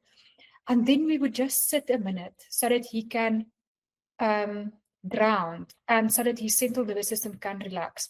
So these are some things that you can tell your clients, you know what, grab a blanket, put it over your shoulders, put it tightly, hug yourself, you know, kind of rub your shoulders or your arms like this, rub your chest. So the typical calming things that you would do to calm down a child when they are crying or feeling overwhelmed is to rub their chest. I'm not sure if who knows this, but if you do rub a child's chest, they kind of calm down, or if you do rub their back. So, and this works for adults as well. And yes, box breathing, 5, 4, 3, 2, 1, taking off their shoes, putting the feet on a cold floor, having some cold water in their face, drinking some cold water, anything like that to calm down the central nervous system. This would definitely help. And signs like this, if people are talking too fast, they are jumping around in their thoughts a little bit, or sometimes they dissociate, where it feels like you cannot break through. It feels like they just give you a little bit of sentences and then they keep quiet. And then it is as if they are not there. So this is what we call dissociation. They dissociate because dealing with that emotion is overwhelming. And at that point, they don't want to deal with it. Sometimes towards the end of the session, they will tell you something, oh, you know what, I've been sexually abused, or you know what, I've been physically abused, or whatever, psychologically abused. At the end of the session, so that there's an escape for them. They don't want to deal with it at that point because it's emotionally overwhelming. So these are just little things that you can look for, or you can watch, you know, pay attention to. Gideon, what was your question again? I'm talking too much. That was more of an observation, maybe just to make sure that, you know, when we are faced in a situation like that, where we don't really know how to handle that anxiety or that uncertainty that comes from the client, that we can help them just to ground and just to bring them back to the present, not in the past, not in the future, but where we are right now. Well, that was to do with what Rolf mentioned about the skin. Yeah, so Rolf, you can ask her to splash some water on her face, drink some cold water. I've actually had a client where I asked them to sit on their hands for a little bit. So they would say it wasn't skin picking, it was something else. And then I'd say, okay, well, ever you feel the trigger coming, or ever you find yourself doing something, just put your hands underneath your legs and just sit on your legs for a little bit. It's like this urge surfing, and then the urge will kind of subside, and you will then be able to not pick your skin. Yeah, does it make sense what I'm saying? Okay. Gail, you've got a hand raised? Yes, Marilé, you were actually telling us about your client that was thinking, what would it feel like to jump through the window? Yes, so the blanket. Yes, I just wanted to explain the blanket. And did he stop then? Yes, it took us 2.5 years.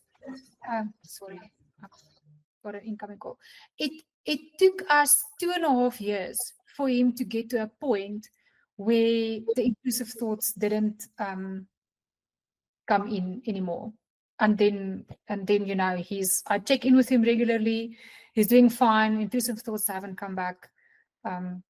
Yeah, so it does work. It takes time. It's a gentle process. But amazing. Then yet again, he was suicidal. He wasn't self-harming. Yeah. Okay. Okay, then let me just get to wait, let me just do this again, sorry.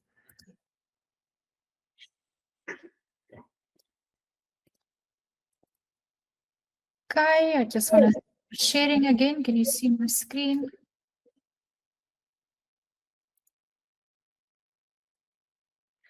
Perfect. Oh. Okay. The little black one is over the screen, Marilé. Okay, wait. Yeah. There you go. Perfect. Okay, so let's get going. Okay. Suicide and suicidal ideation.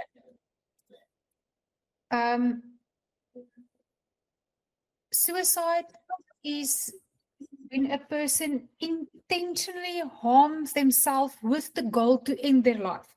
So self-harm doesn't necessarily have the goal of ending their life.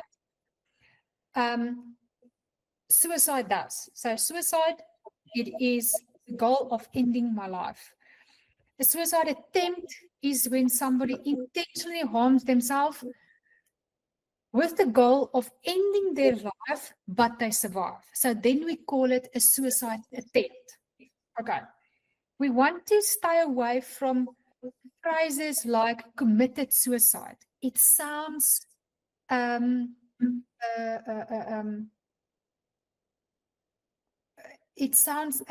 what's the word I'm looking for? It sounds bad. We want to avoid successful suicide or failed suicide. This stigmatizes and it implicates a crime or a sin or a success or a failure.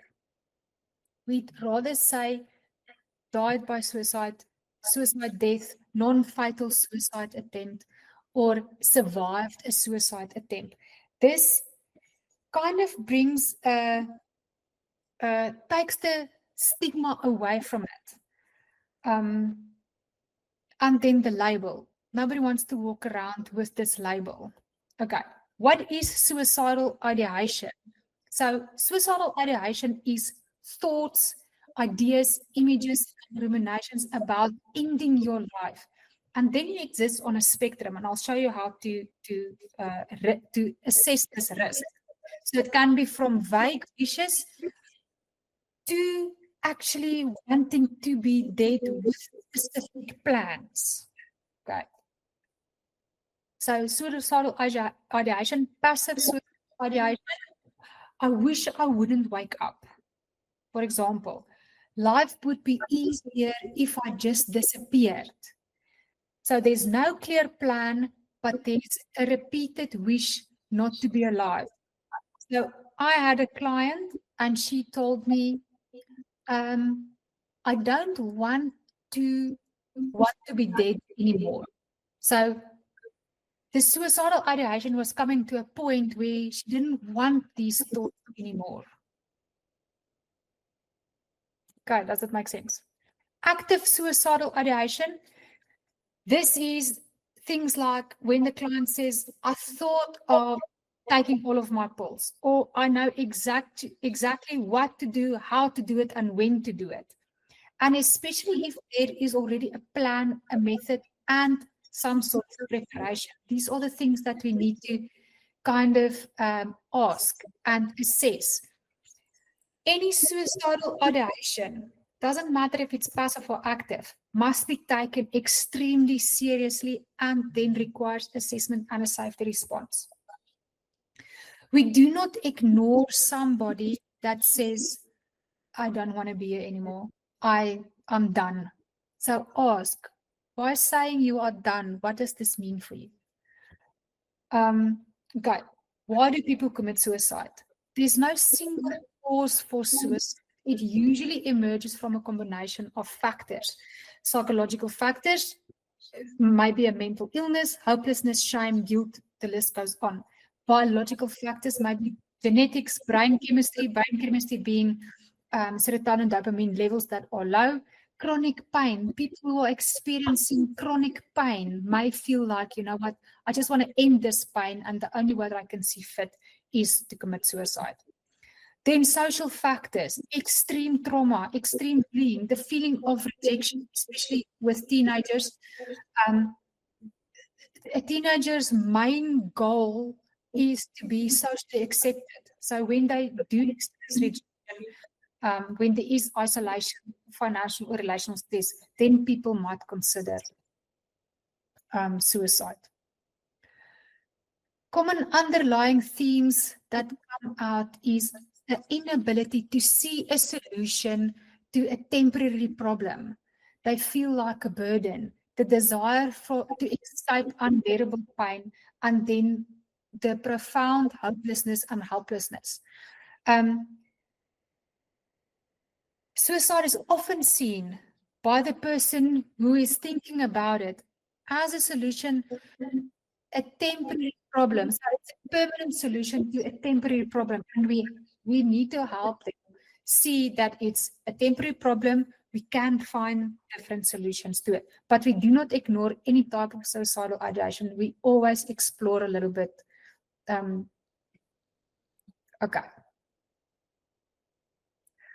Core risk factors. Mental health, definitely. So, and this is why we ask, or we try to figure out, is there any forms of depression or other mood disorders? Is there any form of anxiety, bipolar, PTSD, what type of trauma, borderline personality disorder? So these are all indications that we need to refer. Apologies, somebody is trying to get a hold of me. Apologies, guys. My husband is on his way to Botswana, so I just could want to send him a message.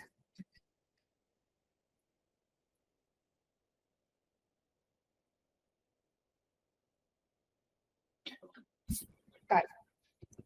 Apologies for that. Psychosis. These are things that we look for and then we refer. Substance use disorder, eating disorder, any type of chronic pain or debilitating mental illness, then we refer, but we provide the support in terms of alternative coping mechanisms. Like Gerrit mentioned, sometimes there's this copycat suicide type of thing that's going on. So a teenager will commit suicide, then the friends, they are emotionally overwhelmed, and the only way they see forward is to also commit suicide. And then it kind of have this ripple effect. So we ask, is there any history of suicide? Is there any past suicide attempts? What type of bullying, harassment, even discrimination? These are all things that can lead towards the inability to see a solution to a temporary problem. Okay, and then we assess if there is any access to the means. So this would be either is there medication, is there a firearm, is there pesticides, is there a rope, is there weapons or anything that can aid in their plan. Okay, does it make sense? Yes, it does. Okay. Oh, what's happening? Okay. Warning signs. So I've heard people say before, if I only listened better, or if I only knew what to listen for, if I only saw the signs. Now, not all suicidal ideation is forthcoming. People that already have a plan, they kind of know how to conceal it, and they will put on this mask to say that everything is okay. But if you do have a client, and these are the things that you need to listen for, is things like, I wish I was dead, everyone would be better off without me, I can't do this anymore, I've no reason to live. So my client would tell me, what is the point of living? If we are going to die anyway, what is the point of living? So, and then he was experiencing an existential crisis.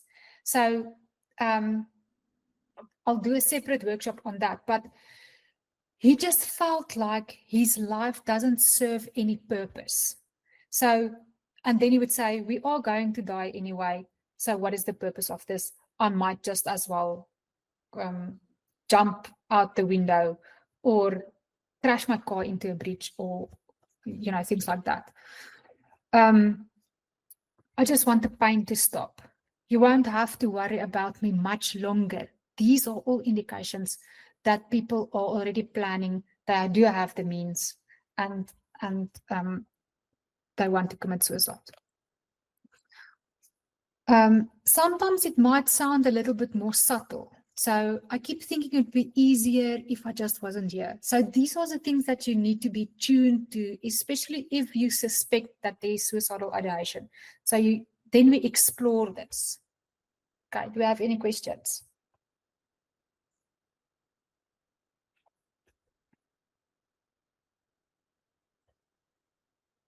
No?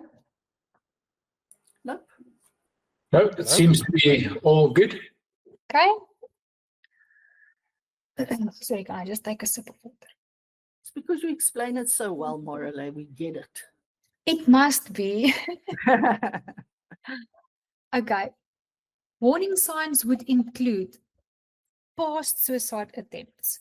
So, and then preoccupation with death, especially in art, books about death, music, any online activity. So if, for example, you have a family member reaching out and they say that they are concerned about, for example, maybe a child, they are exhibiting these type of things, and then you ask, do they have an obsession or preoccupation with death? Do they have any type of deathly music that they are listening to? So I'll always listen to the things that my kids are listening, the movies that they're watching, the art that they are doing, to see if there's an indication of an underlying struggle.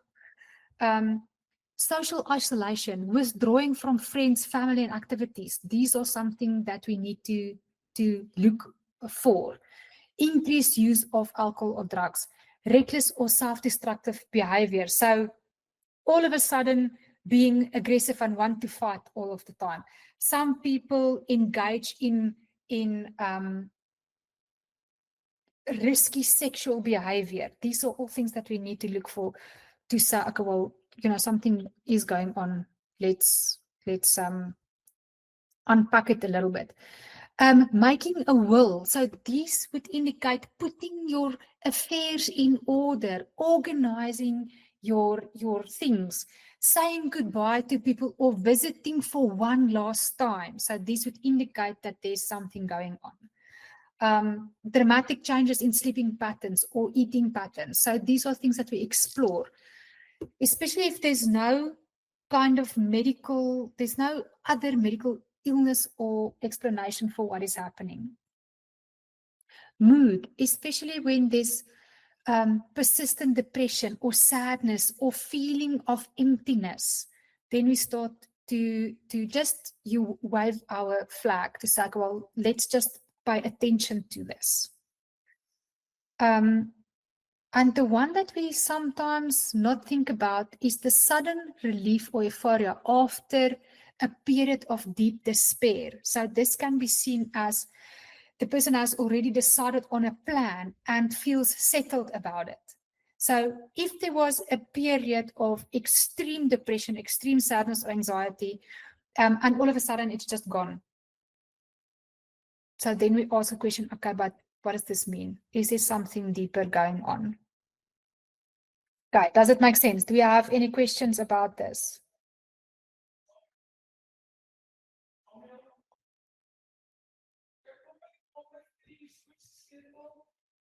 You can't see, but there's no question. There's no question. Okay.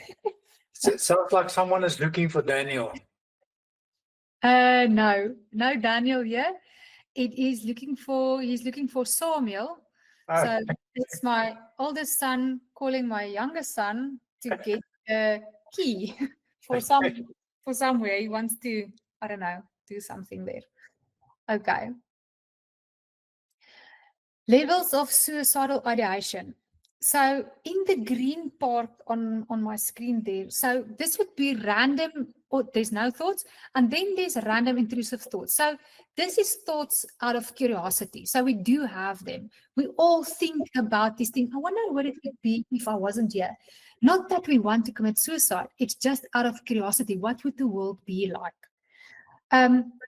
If this escalates into thoughts of morbidity, thinking about death, dying, but not specifically doing it yourself, then, we kind of start noticing things. Then there's the yellow part, suicidal thoughts. There's no intent. There's all planned. This is just thinking about killing yourself. There's no detail and there's no intention to act on it. But these thoughts are persistently there.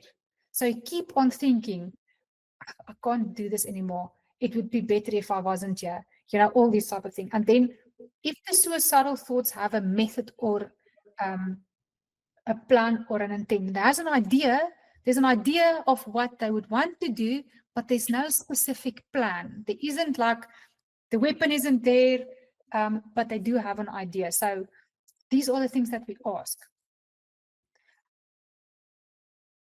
Suicidal intent with no plan means there's an intention to end one's life, but there's no specific plan to it. So these kind of walk in a sequence. And then there's the suicidal ideation with a plan and an intent. So if somebody has a specific plan, they can tell you exactly how, when, where, and intends to carry it out. That is a big red flag. Serious action needs to be taken there. And then there's the attempt itself, where they are either successful or not in attempting to end their life. Okay, do we have any questions? My mother was very depressed and living in PE without any family, just some friends. And when she'd have a fight with her husband, she'd always threaten to just walk into the sea and never come back. But she never acted on it. So no. My mom always used to say, "Yeah, you would be better without me." Especially when we were having a fight and I didn't want to see it her way. Then she would tell me this. Yeah. Okay. Myths and facts about suicide. So there's a myth to say that we avoid the topic altogether because it's going to put some idea in somebody's head. No. The fact is, asking about suicide, it doesn't increase the risk. It can actually be protective and open a door for support. Myth 2, people who talk about suicide are seeking attention. No, they are not. Any talk of suicide is a serious signal of distress and needs to be taken seriously. Myth 3, I've heard people say, if somebody is serious about committing suicide, there's no way in stopping them. With intervention, treatment, and support, it can save lives. Many people who have been actively suicidal go on to live meaningful lives, especially when they see that there is a solution to a temporary problem. Sorry, Marilé. I have this one young boy that actually ended up in an institute, in a psychiatric ward, and I kept in contact with his doctor or with his psychiatrist, and the mother phoned me the other day, and she actually said that the psychiatrist said to her that your boy, by the age, he's now 15, by the age of 20, he would have got it right. And I want to ask you, is that true? Can a psychiatrist see that, and can they see that this child wants out, and there's nothing that any of us can do? This child wants out. It's quite a shocking statement to make. They may see some signs and symptoms of, wanting to commit suicide. But as a psychiatrist, you cannot say, yeah, but there's nothing we can do about it. As a ethical duty, your duty is to protect, and this whole thing about not harming. So in my mind, the psychiatrist should have done everything she can to educate the parent on it and to help the child adapt healthy coping mechanisms. Yeah, I was also concerned when I heard that. Yeah. Because that's basically saying to the mother, Yeah. No matter what we do, this child has got it in his head, and he wants out. And it's like giving up on the child, and Yeah. that is not what we do. We do not give up on somebody. I'm so glad I brought that up with you, because I was quite disturbed. Yeah, definitely. It's in my mind, and with the psychiatrist that I've worked with previously, we don't even think that. We Don't even give that an option. Yeah. No, we don't even give that an option. Sure. Yeah, the reason behind why the psychiatrist said it, I don't know, but in my mind, I don't think that is the way. That is the It's way. unethical, isn't it, to say Yes. something like that? Yes, definitely. Okay, thanks. Okay, the third myth: people who die by suicide are selfish or weak. I've heard that so many times. No, suicide is associated with intense psychological pain, often combined with untreated or undertreated mental illness or trauma, and emotional anguish. Nobody is born with the idea to commit suicide. It is a circumstance or a sequence of events that leads people to see that, or to leads people to think that there's no solution to a temporary problem. And then it causes them psychological pain. It's definitely not selfish or weak. The fourth myth is that they say once suicidal, always suicidal. Okay. Suicidality can be acute, episodic, and treatable with proper help. Many never become suicidal again. It's just about getting them out of that intrusive thought. Okay. Yes, no?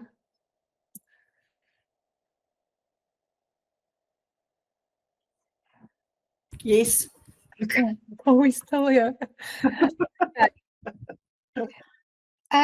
Okay. You can't see us, right? No, I can't see you. Oh my goodness. So can you see our thumbs?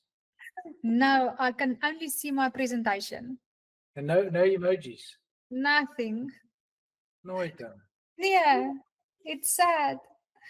Okay, but nonetheless, okay, before we break for a little bit of longer time, because I just quickly need to drop my child off at school, I want to explain to you the Schneidman's common elements, and this would help you understand kind of the inner thinking of a suicidal person. Okay, so Edwin Schneidman was a psychiatrist, and he specialized in suicide, suicidal ideation, and helping people to deal with it. So the common purpose is to get a solution to a perceived unsolvable problem. They don't see any other way out except to take themselves out of the equation. Another common goal is the cessation of consciousness. So this would then mean escape psychological pain. I don't want to deal with it. I don't know how to deal with it. The only way is then to take myself out of consciousness. It all stems down to psychological pain. We call it psych ache. Common stimulus, intolerable psych ache. So like stomach ache, this is psych ache, psychological pain. Common stressor, frustrated psychological needs. So this would be failure, rejection, shame, either not meeting a standard. So as I mentioned before, unwanted behavior or bad behavior or behavior that is frowned upon is a symptom of an unmet need. And once we start meeting that need, whether it is acceptance, whether it is connection, then we start to heal, and then the unwanted behavior will kind of resolve itself. Common emotions like hopelessness and helplessness, an internal attitude of ambivalence. I want to die, but I always also wish somebody would stop me. So that is most of the time the case. They want to die, but they want somebody to meet their need of connection and stop them. Common cognitive state, there might be a constriction. So it's an all or nothing kind of thinking. So, and this is where we can, with a little bit of CBT, question that all or nothing thinking, and then the intrusive thought would go away. Common action, we want to escape from ourselves, from the pain, or from the situation. Common interpersonal act, communication of intent, whether it is direct or indirect, like I showed you with those little phrases. So this is what it would look like in a session. Common consistency, suicidal act usually fits a lifelong coping pattern, either avoidance, escape, or self-punishment. This helps us to interpret behavior with compassion rather than judgment. So I know that it's a lot of things to consider and to think about. But you do have the manual over the weekend. If you do not feel burnt out, you can just read through it again. Okay. So everybody is smiling when you said burned out. It's like they're affirming, yes, we are broken. They are affirming. It is a lot to take in on a Friday afternoon. It is emotionally heavy. I do realize that. But it is so important. You can save a life by just recognizing the symptoms, by just creating connection, that emotional safe space, that little bit of care, it can definitely save a life. Okay, we talked about copycat suicide or suicide contagion. So this is where there is increased attempts or death after, for example, a high-profile celebrity commits suicide. Maybe there's a suicide in a school, community, or a workplace, and then graphic or sensational media coverage. Like, for example, there was some TikTok challenge that encouraged children to commit suicide. So this is sensational or graphic media coverage where it creates this chain reaction of suicide. Where do they get these ideas from, though, Marilé? Because it's obviously kids doing with kids. How do they think these things up? Is it peer pressure? Yeah, it is. A lot of it. Yeah, it is. There are so many of these things online that kids get exposed to. There was even an instance where AI, where a person asked AI on a solution about their problem, and AI suggested they commit suicide. And it's so important to be so vigilant and to know these things so that you can protect and you can save a life. Where the media influencers get their thinking, I don't know. I ask myself that question over and over again. We're really a destructive people, aren't we? Yes, we are in this era of brain rot. Yes. And it's really taking a toll on our youth with the media exposure that they have, with abuse going on, parents not paying, and I'm saying this very lightly because I'm a parent, and we get so busy and we get so hyped up in, what we need to do, that after a day, I force myself to connect with my kids on an emotional level, and many people don't have the emotional EQ to do that. And then there's a week goes by where a parent didn't speak to their child about, not the usual things, how was school, this, but the deeper things. How are you really coping? How are you feeling? I can see that this is overwhelming. These type of things. Not teaching them how to regulate their emotions. Exhibiting unhealthy behavior, like resorting to alcohol or partying or drugs or whatever. And we are kind of in that social area of neglect. Yes. Okay, good. We've got your hand raised. I have, and sorry, Marilé, I know you want to have a break, but have you got time for just a quick story? Yes, please. This little child, he's 10.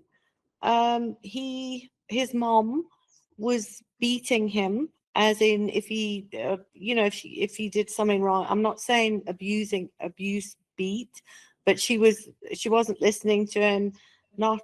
He felt that he was being abused, so he went to talk to his teacher at school, and she then called his mom in, and the mom they told the mom what this child has said, and the mom went home, spoke to her boss. Her boss went ballistic at the child and phoned the teacher, went ballistic at the teacher. He's got everything. We help. We give him everything, because the school said we're going to have to phone the police if, we're going to speak to him again because they said he's lying. He's lying. He went back to school, and the teacher shouted at him for lying. And I was horrified, absolutely horrified. And I know all the people involved. So I know the child, and I try and, be very extra kind to him. He's never told me about it, but he does speak to one other lady, who she's told him that you can speak to me anytime, it's a safe space. But I was absolutely horrified at the way it was handled, and the teacher handled it, and the mother's boss got involved and phoned the teacher. It was just so mishandled. This child's no further forward. Yeah, and it worries me that he is going to do something, like he's only 10, that he starts self-harming or worse. Yeah. And at 10, you do not realize that death is final. The cognitive development isn't at such a point where they do realize that death is actually final. So they will hang themselves, thinking, you know what, I will just wake up and everything will be better. Yeah. And it's sad. It's sad that people fail in recognizing the symptoms and not believing. I've always, I've got a friend, and she always tells me, she's much older than I am, but she always tells me, you always listen to what a child tells you. Yes. You always listen to the things that they do not tell you as well, because they do not have the ability to verbalize their emotions, their thinking, things that happen. So, and it is sad that people don't want to deal with it. Yeah. Don't know how to cope with it. Education is needed, but and I actually said, a teacher, everyone says, if you can't talk to your mother, whatever, go to your teacher. And this kid did that, and all hell broke loose. Yeah, the poor child. I can just imagine what that little body was going through at that point, and what it's still going through. Is that, but nobody believes me. So why would I even say anything? Yes, because the teacher called him a liar as well. He said, everyone thinks I'm lying. But he hasn't spoken to me. But after today, I will treat him differently and try and let him know that I'm a safe person as well. Yes, yeah, definitely. It's quite close to home, so I have to be very careful. That's why. But yeah. Thank you. Anyway, it's a great, thank you for that story. It just creates the awareness that we cannot ignore these things. We have to pay attention to it. Okay, can you see my screen? Yes, it looks lovely. Oh no! Now the big one. Now the small ones come up again. Oh, there you go. Perfect. Okay, so Okay, so we talked about suicide contagion. Okay, so what does this sound like in a session? We always fear that we might miss something. I've heard so many times, Joe, but people say, if I've only listened, if I've only done more, these type of things. So direct expression would be, I want to kill myself. This would be somebody saying that. It doesn't appear, usually it's very subtle. People would say, I can't do this anymore. Some people might say, I just want to die, or I'm tired. I'm not just tired, I'm done. So it would be easier if I wasn't here. I don't see a point anymore. So these are certain phrases that they would use. I'm done fighting, I'm finished. More directly, or if they can say, I keep thinking of ways to make it all stop.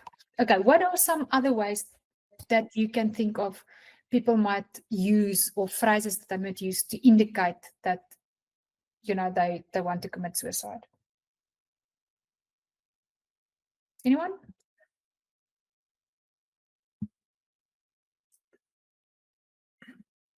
Bridget, you wanna give us some? I see you've got your camera on. Go. You muted.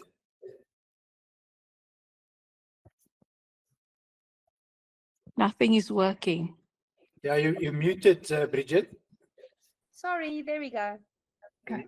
I think complete isolation for me is the biggest one. Just like hiding away, from life. I don't know. There's so many. Yes. Yes, there's so many. Who else has raised their hand? Sorry, I can't see. Arshila? Yes, Arshila. We can't hear you.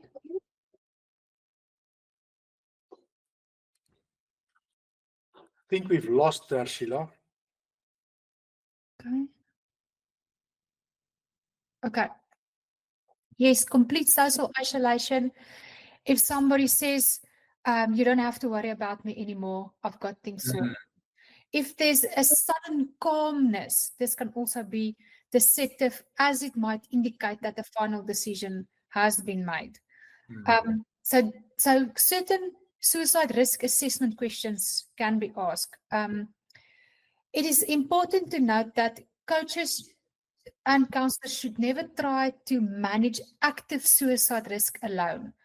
The role is to identify, contain, and refer to an appropriate mental health and medical service. So I've done some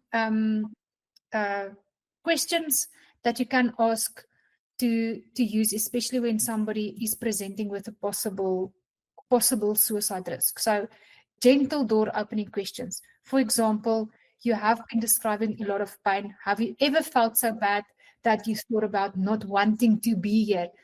It is not direct, it's very soft. It is an open-ended question. It gives them time to explore. Okay. Always explore suicidal ideation. Can you tell me more about these thoughts? So with my client that had these thoughts, so I would ask him, tell me a little bit more. What does this mean for you? When was the last time that you had this thought? How many times? Or on a scale of 1 to 10, how constantly do these thoughts show up? Is it intense? Where are you now? These type of things. To explore a little bit on these thoughts. We don't want to end up in a position where we feel guilty, or where we blame ourselves for not paying attention or not doing more. We also need to make this statement. Always remember that you are not in control of other people's actions. The only thing that you control is how you show up. if something does happen, I don't want you to be in a position where you blame yourself. So just bear in mind that circle of control. Yes? No? Do you understand? No? Yes. Okay. Assess intent and desire. When you ask your client, if there's a client presenting with suicidal ideation, ask, when you have these thoughts, how strong is the part of you that want to act on them? That kind of assess the desire. Have you ever felt you might actually do something to end your life? Things like this. Have you thought about how? So this would assess the plan and the means. Do you have a specific plan? Do you have access to, for example, medication, firearms, any type of weapon, poison, specific transport route, high places? These would assess, a plan and a means to it. If they do have a clear plan, so if you have a client and they say, you know what, everything is sorted, here's my box of pills, or I don't have a rope, but here is my rope, I've got it, or I've got the weapon, I have a weapon here, this is my weapon, I've got my plan, everything is sorted. You can phone an ambulance to say, you know what, there is risk of a suicide at this and this place. Obviously, you will need to know the address. And then they would then request immediate medical attention. So what I usually do is, before I've even started a session with a client, so now I've signed up the client, they fill in an onboarding or a client questionnaire, and there I ask a few questions to say, have you ever thought about suicide, things like this, and then provide me with a person that I can contact in case of emergency. They need to provide you a contact number with a person that have access to their house, so that if there's a suicide risk, you can phone this person immediately for them to go and help or be there. Okay. Yes, no, don't know. Yes.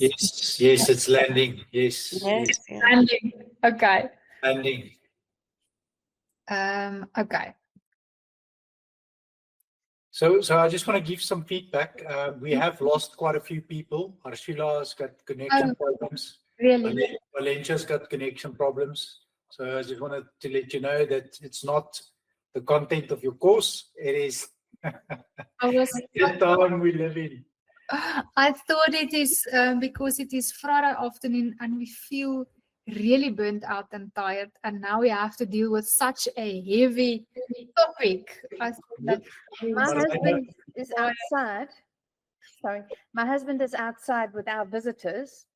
But I'm in burnout, so I don't want any visitors. But okay. it's the kids, and they're sitting having the bra. And and it's actually quite nice because when you don't feel like peopling. So I'm using this as a lovely time to just leave them all alone. Well done, Bridget. I'm telling you. This time to work on your social burnout. Richard, I've got the number of your husband. I'm just going to quickly give him a call. I'll be back now. Here, I'll put you back in the swimming pool. So by the way, I'm just a little bit confused here. We are supposed to not talk about how it feels to be in the mud pit. We're supposed to be talking, do you want to get out of the mud pit? So you constantly talk about burnout. I'm not burned out. I love what I'm doing. So what are you talking about? Gideon, you're probably the only person at this time of year that doesn't feel a little bit tired. I cannot wait to hang out with you guys every single day. It's amazing. It's gonna be fun. Okay. So Arshila is back. My apologies for interrupting you there, Marilé. I see Arshila is back. She wanted to ask something. She had her hand raised. Yes, Arshila. No, I just wanted to say something like, I can't do this anymore. So certain phrases that you said, Yes. an example. Yes, perfect. That is a perfect example of a phrase that someone would use. Yes, definitely. So what's next?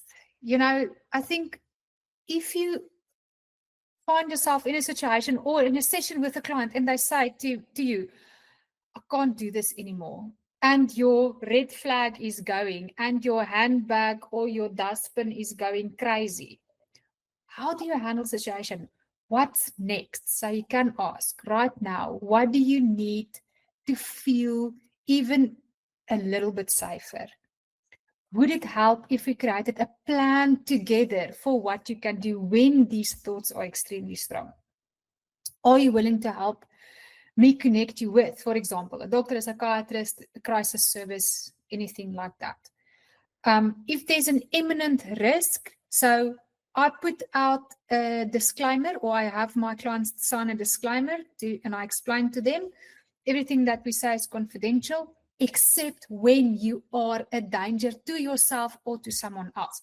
And if then there is a disclaimer, or they say, I can't do this anymore, I want to kill myself or whatever, then I have already got the signed waiver to say I can involve emergency services or a crisis team, you know, to go and assist.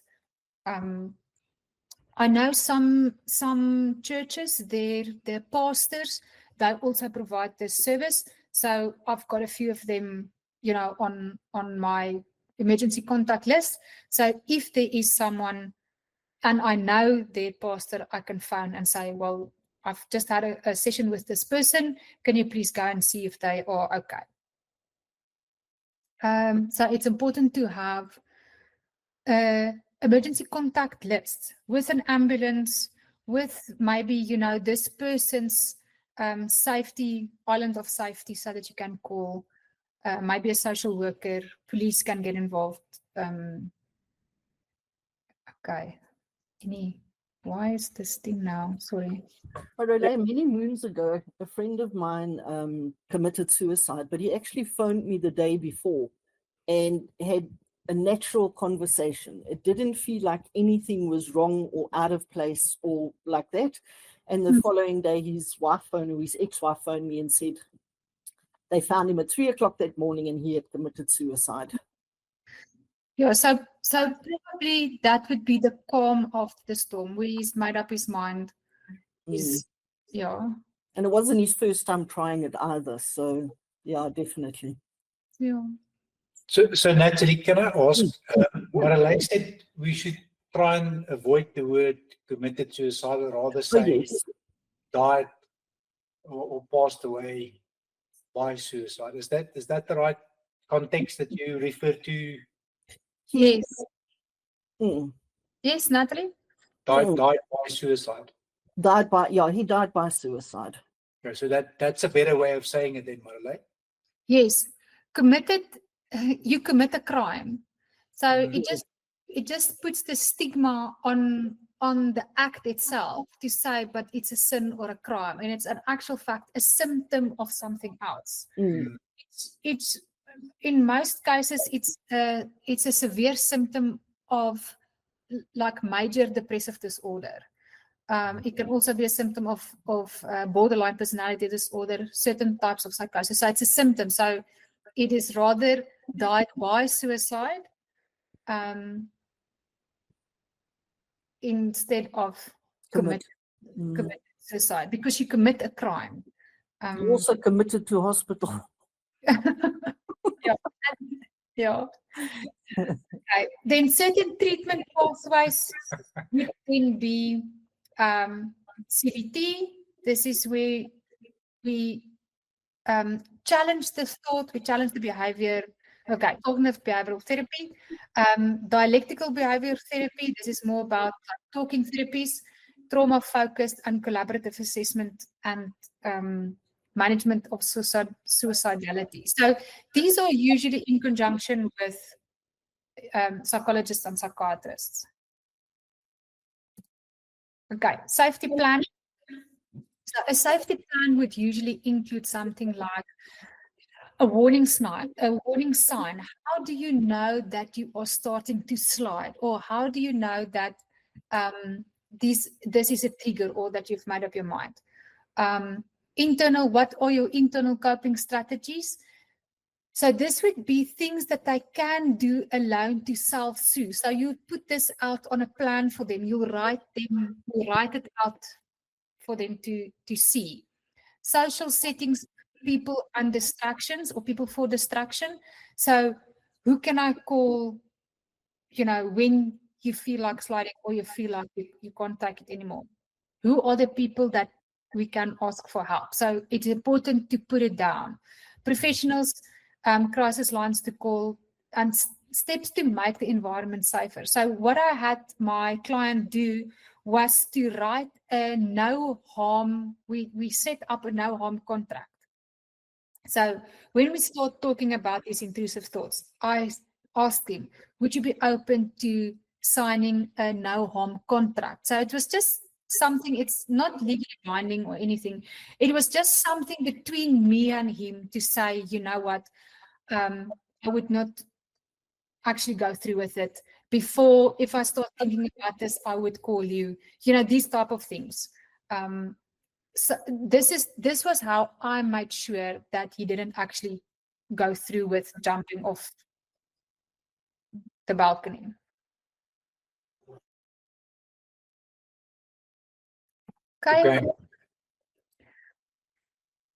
Okay. And this is just a brief note. If you have lost someone by suicide, there's intense and complicated and guilt, especially the question, could I have prevented it? There can be anger, there can be confusion, there can be shame. And then obviously it's traumatic to hear about the details of it. It's never an easy thing to deal with.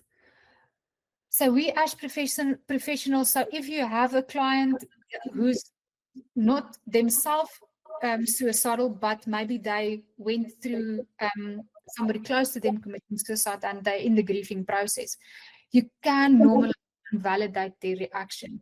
You can encourage connection, whether it is with groups, therapy, community, maybe a group if they are religious, maybe a group in their church. There are a lot of groups, support groups that people can join, especially if they lost someone by suicide. Help survivors also realize unrealistic responsibility or blame. Yes?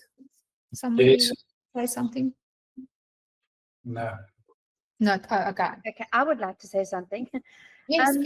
There was a 14-year-old little African girl that had taken her own life. So she died by suicide.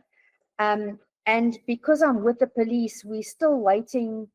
And I feel so sorry for the parents because there's such a, there's no hurry with anything with the police. And we're still waiting to get the autopsy results on what it was actually that was in her system. So there was a lot of medication on scene. But the point I'm trying to get at is the little sister who actually found her, so she's 11. I was seeing her and she did so well. And now the father has finally cracked and he now wants to see me. And the point I'm trying to make is that the family see me as an immediate, what would you say, like a reminder of their daughter that died. Okay. So I was like, I thought, to maybe refer them to somebody else. But then, like the other night, I got a call from the father saying that the whole Zulu family want to get together because it's been 6 months already, and they want to burn her bed, and they want to do rituals inside of her bedroom, And this poor man is broken and crying and said, Bridget, I can't let them do that. And I said to him, you know what? That's your little girl that has gone. And she would have only turned 15 yesterday.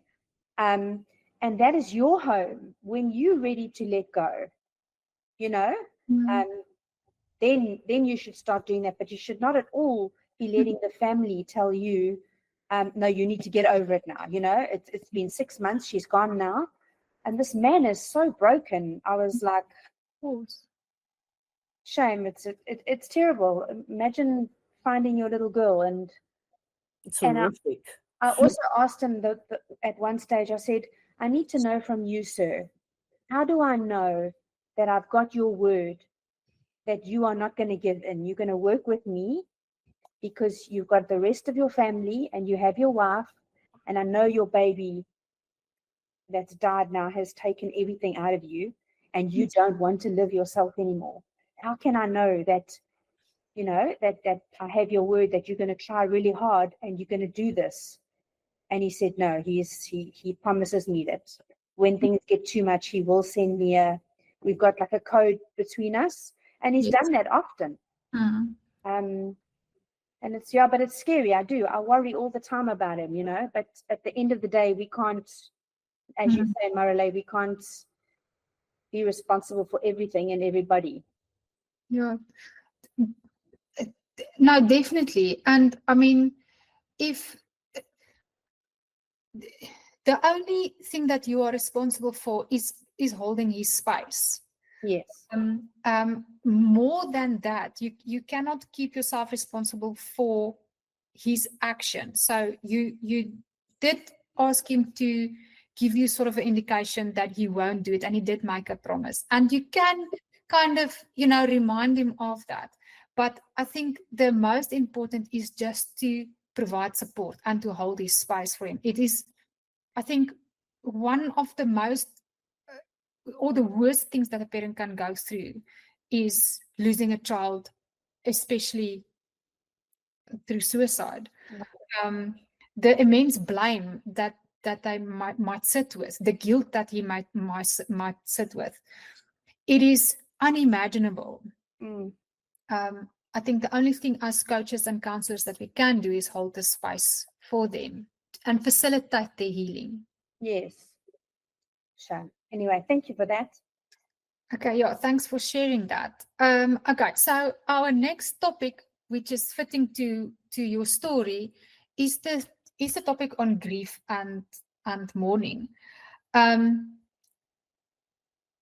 Grief is one of those things that we do not just get over. And I hate it when people tell someone it's time to get over it. You do not get over it. Okay, so let's dive into, is everybody still awake? Sort of. Yes. Yeah. Okay. Okay, grief. And I'm sure, some people might already have lost people, some people might have not yet, but this is what grief is. Grief is a natural, emotional, physical, cognitive, and spiritual response to losing someone or something important. We sometimes, or almost everybody, associate grief with death or any major disruption to life. But grief is not only connected to death. Okay, grief is not an illness. It's definitely not a sign of weakness. And it is not something that you can get over. It's not something that you get over. It is a process of adapting to a new reality, especially where something or someone meaningful is no longer present in the same way. Reactions that we normalize when we are dealing with somebody that is grieving is sadness, it's sorrow, it's a feeling of emptiness, and then also anger and irritability, shock and disbelief, guilt and regret, anxiety, fear, insecurity, even some form of depression, and then relief. So we do find relief, especially after a long period of illness. Okay, common physical reactions, difficulty sleeping or waking up, appetite changes, fatigue, all of a sudden aches and pains and tension, poor concentration and forgetfulness. So when someone presents with all of a sudden these symptoms, these are normal physical reactions to the passing of someone or grieving something. Okay, like I said, grief is not necessarily connected to death. I'll explain what I mean with that. Okay, grief is highly personal. There's no two people that grieve in the same way, and no reaction is wrong. Everybody, like I process trauma differently from Gideon. Gideon processes the loss of something or someone differently to what I may or how I might process it. The intensity and the duration vary, and this is depending on the person, the relationship, and the nature of the loss. Okay. Grief versus mourning. These two terms are often confused, and they describe two different experiences. Okay, grief is the internal experience, the thoughts, the feelings, and the physical responses, where mourning is the external experience. This is in the forms of rituals, funerals, cultural and religious practices, storytelling, creating memorials, these type of things. So what Bridget was explaining, what the family want to do is they want to mourn. They want to mourn through a funeral, through a ritual and cultural practices. But the father is dealing with the grief or the internal experience of losing his child. They both are important for healing and they shouldn't be rushed. Okay. Types of loss that can trigger grief. Even children experience grief. For example, if they lose a favorite toy, they can experience grief. So relationships, okay, grief is not only limited to death.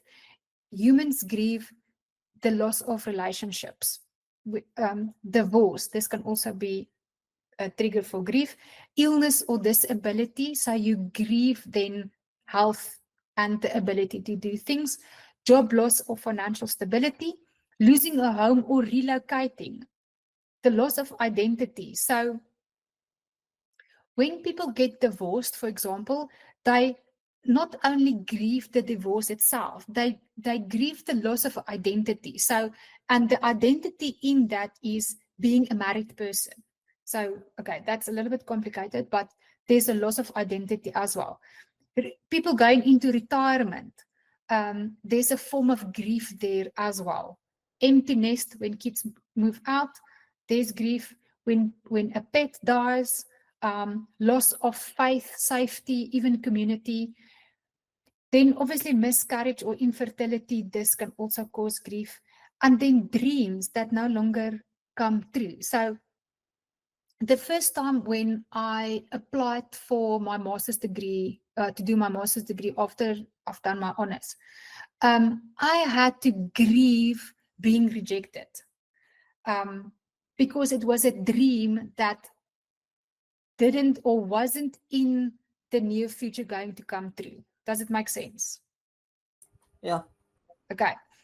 So grief is not only connected to death, it can be connected to anything that we lose that matter to us. Okay. Yes, no, don't It's understand. quite electric, that. Yes. I think looking at these, I've been grieving for years. Yes. You and me both. I was just going to say the same. Yes. It's a process that we go, it's a natural process that we go through when we lose something. I'm going to explain, you're going to understand more about it. Okay, so there are stages of grief, and this is not linear. It's like a back and a forth.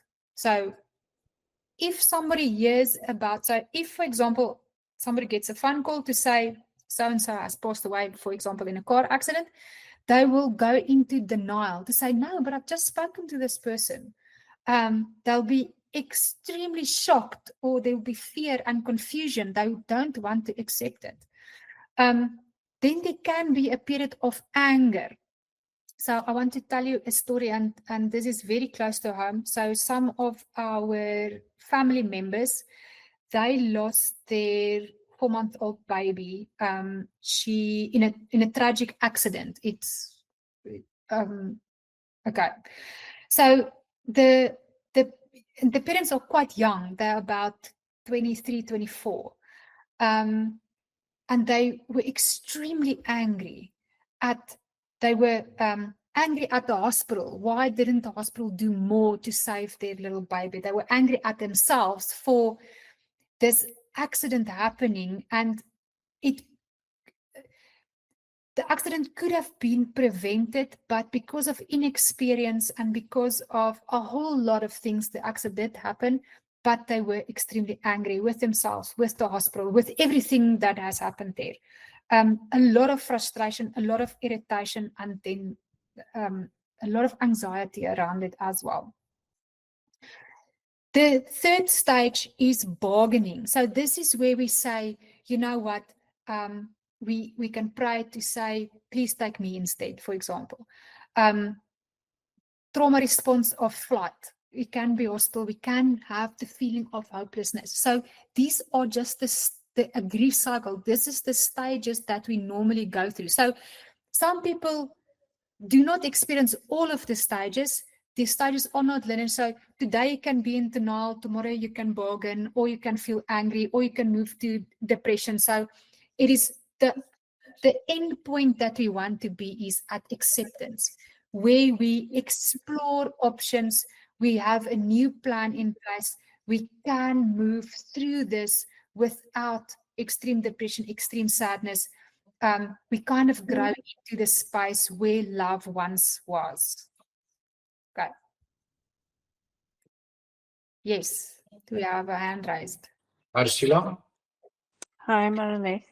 So these stages, can it be swapped around? Can it be like anger first and then denial? Or does it normally go in that cycle? It normally goes in this cycle. However, they can experience denial today, even all of the stages up until depression in one day, moving back and forth, between them. Denial, anger, denial. Maybe we skip anger, we go from denial to bargaining, and then we go back to anger, or from denial we go straight into depression, and then from depression we go to bargaining. So it is not linear. It's kind of going back and forth as we heal, until we eventually get to a point where we accept, and then we learn to live with it, or we learn to live without that person or dream or identity. We adapt and we grow. So this is where we want to be, is at the point of acceptance. But that is the cycle that we go through. Some people skip stages. They don't even go into the present. It depends on what the relationship was with whatever is not there anymore. Okay, thank you so much. Okay. So how do we help someone going through these stages? We normalize. So there's a little spreadsheet or a worksheet that you can use to say, okay, what is my stage of grief? So it helps them to recognize, I'm now in the bargaining stage. I do feel overwhelmed. I do feel helpless. I do feel a little hostile, and I do want to run away from my situation. So this is where we provide emotional support. Okay. So Kubler-Ross grief cycle, this is the one that I usually use when I do have a client that's experiencing grief. Okay, modern models of grief. It's not only Kubler-Ross, it's the easiest one. There are other models of grief as well. So George Bonanno's research on natural resilience, he showed that most people are naturally resilient after a loss. Grief doesn't always look like a depression. Then you also said that laughter, numbness, and moments of joy can be healthy coping responses. Not crying doesn't mean you're not grieving. Every person grieves in a different way. Some people cry, Some people mow the lawn. It's everybody deals with grief in a different way.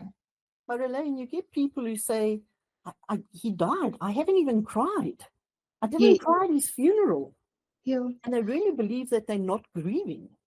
Yeah, it's because sadness is linked to grief. But everybody grieves differently. Some people will overwork themselves, for example, or they will be extremely sociable, for example, or they'll be funny, or to give you an example, when my mother was on her deathbed just before she passed away, my husband we were in hospital, and there was a brown paper bag. I can't remember if it was from the bag that the hospital wanted to put her belongings in, or where this paper bag came from. But he was already grieving this whole process, and he didn't know how to deal with what's going on. So he made jokes, and at that point, or at that time, this is what we needed.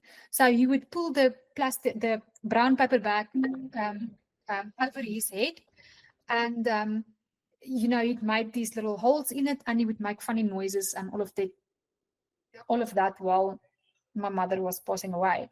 But that was his way of dealing with his emotional overwhelm at that point. So everybody grieve and deal with this in a different way. Marilé, people talking about the person who's died, good or bad? Yes, that is one way to deal with it. Everybody wants to tell their story. Everybody wants to tell their experience. This is how we get it out of our system. It is healthy if I have a person that is grieving or that suffered a loss. I will ask them, tell me about the loss. Tell me about the circumstances around the loss. Tell me. It's also a way to relieve the trauma. Almost all loss have a trauma connected to it. Although not all trauma have a loss connected to it. Does it make sense? Yes, it does make sense. Okay, so, and the way that we deal with a trauma is to talk about it. So I will ask, tell me about the person, tell me about their personality, tell me about, the things that they like to do. This helps them move through to acceptance. Yes, no? Okay. Then the second person, or the other person, is Ruben. He has a 2-track model of bereavement. So this model says that we grieve on 2 parallel tracks. Okay, biopsychosocial means biologically, psychologically, and socially. This is an adjustment. So we adjust our daily functioning, we adjust our sleep, our appetite, mood, work, and relationships. And then the second track is there's an ongoing relationship with the deceased. So these are memories, emotional bonds, trigger, meaning-making, internal dialogue.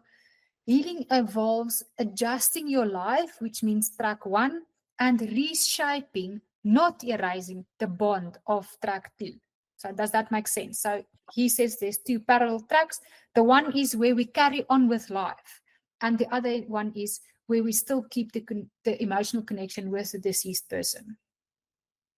I had that with my late husband, because I still had my kids all living at home, like 16 and 18, and I had to be there for them. Yeah. But I was definitely still mourning him. And yeah, you get up and do what you've got to do, even though you feel as though you can't. Yes. And it's difficult. It's never easy. Okay. Why does this thing, sorry, my technology. Okay. There's a very important one that I want to discuss, especially around this time of year. So for a lot of people, the end of the year is festive. It's a time to relax and to enjoy and to spend time with family. But for some people, it is dealing with living grief. So usually your older type of people, Children not phoning, children moving away.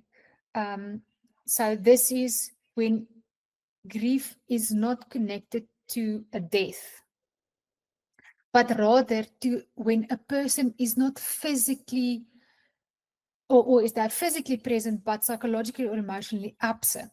So like maybe they are gone physically, but still very much alive in the mind of, for example, the client. So this is called living grief or ambiguous grief. Okay, and this was just developed by the psychologist Pauline Bos. So what does this mean? So a lot of your elderly people, or even for people who have grown up kids, sorry, they experience living grief. So maybe there's a person with dementia or Alzheimer's, or maybe there's an estranged parent, child, or a sibling. Maybe there's a divorce or a separation, but the contact continues. There might be addiction or severe mental illness. There might be a person who is emotionally unavailable, or somebody that's incarcerated or in jail for something, or a missing person with no closure. Immigration causes a lot of living grief. So parents would stay behind in one country, the kids move to another country, and they are not around. They are still alive, but they are not physically in physical proximity anymore. Also, losing a version of someone you once knew. Maybe something happened and the person's personality changed or the person's behavior changed. And then you grieve that as well. So, and we find that, yes, this is a festive, we are going into the festive season, but a lot of people are struggling with ambiguous loss. Living grief can be seen as one of the most painful forms of grief because there's no closure. The loss is ongoing. It's not something that we can say, okay, it's final. Like in death, death for me is like final. But missing somebody that I used to know, that is an ongoing type of loss. People might not understand, or mostly people don't understand, because we link grief to death. So you will find that people grieve what was, they grieve what is, and they grieve what never will be. Does that even make sense? It makes a lot of sense. Okay. Key challenges of living grief is confusion and we call emotional whiplash.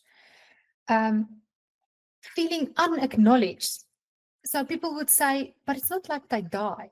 But that's not the point. The point is that emotional yearning for the presence and the attention of someone that maybe moved away, or maybe there was some conflict and now they are estranged, or just feeling lonely in this, especially during this festive season. And then guilt for grieving someone who is still alive, because we have the stigma that grief is connected to death. Anxiety, whether do we hold on to it or do we let go? And then obviously repeated waves of grief with no endpoint. I think, and this is where, I had a discussion with a family member the other day where they have an outreach to the old age homes, where they try to provide some form of interaction and connection, especially to the elderly, where the kids may have, not paying attention to them anymore, where they kind of put them in the age home because they feel they might be a burden, and now they just kind of forgot about them. So we are actually busy putting a program in place so that we can visit old age homes to provide them with a little bit of connection. That's very sad. Marilé, I used to run a retirement village, and it's terrible to see how many kids drop their folks at the old age home. They move overseas. They couldn't even be bothered to phone for whatever reason. No judgment. But those old people, it goes deep for them. It really, really does.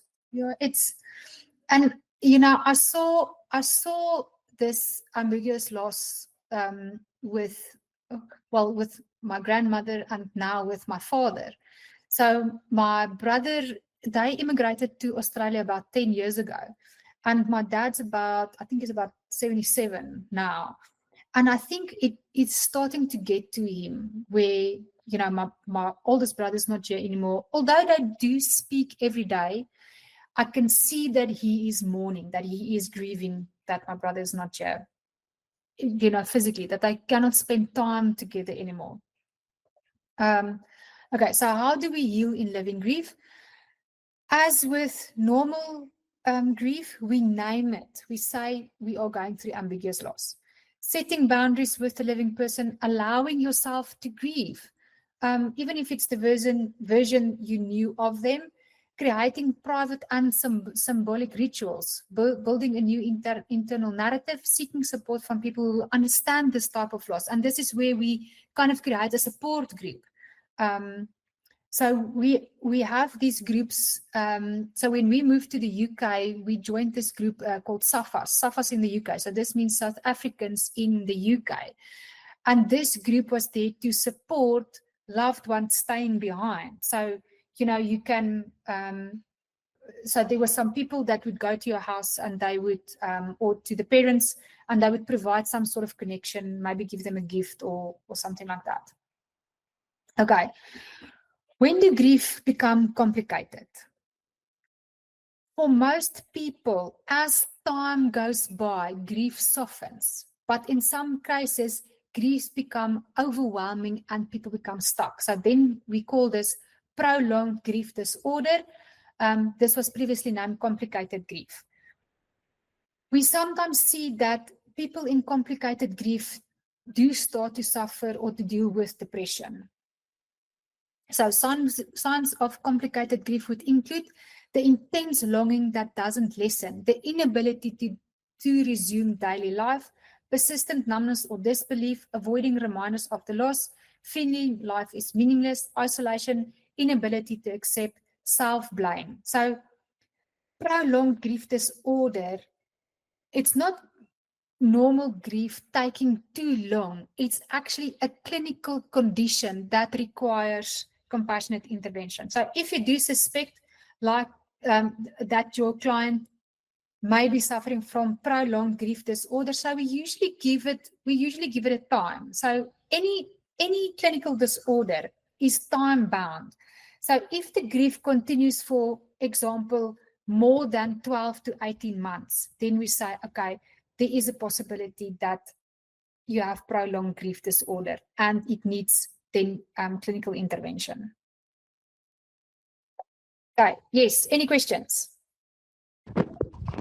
In a case where this is the husband has been in hospice now for almost 2 years and his condition's stable to getting weaker, there is that clinical, grief. So what happens? Because now she's going to be in constant grief till something happens, till he either comes out of there or death happens. Yes, so you'll sometimes find that when there's a prolonged illness or an ill bed, then people start to wish that this person would just pass away. So they do go through living grief. They mourn or they grieve the person that is ill. They'll also experience some form of relief. When they'll still grieve, they'll still be sad, but they will also experience some form of relief. And you can normalize that. It's a normal experience, especially if there was an illness. For example, when my mom got diagnosed with cancer, we grieved the diagnosis. When she got ill, or when we saw that, you know what, this is not going away, it's getting worse, we started to wish that she would be relieved of the pain and the toll that the illness is taking on them. So usually people with a loved one in hospice, they go through similar feelings or similar emotions, and it's quite normal. They will experience living grief, and then the normal wish, it sounds terrible, but the normal wish that it will just end, and then some sort of relief afterwards. Sure. That's so difficult because it's just the hope, that the person will come home. Yes, there's still that hope, but if I've had a client, her husband, in a period of 8 months, her husband was diagnosed with pancreatic cancer, and she witnessed his deterioration. And at one point she said to me, yes, I do hope he does heal, but I want him to be relieved of what he's going through. I don't want him to suffer anymore. So that was her way to say, you know what, I wanted to, yes, I do want him to heal and want to come home because I still want my husband. But it was her way to say, I want this to end. And there was some form of relief when he did pass away. And it's difficult, especially if there's someone with a terminal illness or suffering something, which there's no coming back from. Thank you. Yeah, difficult, very difficult, this one. Extremely difficult. Okay, then there's the dark side to grief. While grief is natural, it can also trigger some form of depression. It can trigger anxiety or panic. It can lead to substance misuse, compulsive behavior, even suicidal thoughts, identity collapse. So who am I without them? Especially when it's a person losing a spouse, they can ask, okay, but who am I? They grieve their identity as well. Disruption of relationships and family systems. You'll find that sometimes they'll say, but this person was the glue to keep everything together, and now the family has fallen apart because this person is not there anymore. The inability to trust or attach again, chronic loneliness, rage or blame, emotional numbness, physical illness. So these are just signs that a person is grieving and need intervention. These reactions doesn't mean that they are failing at grief. It means the loss was so profound and that they do deserve a little bit more support.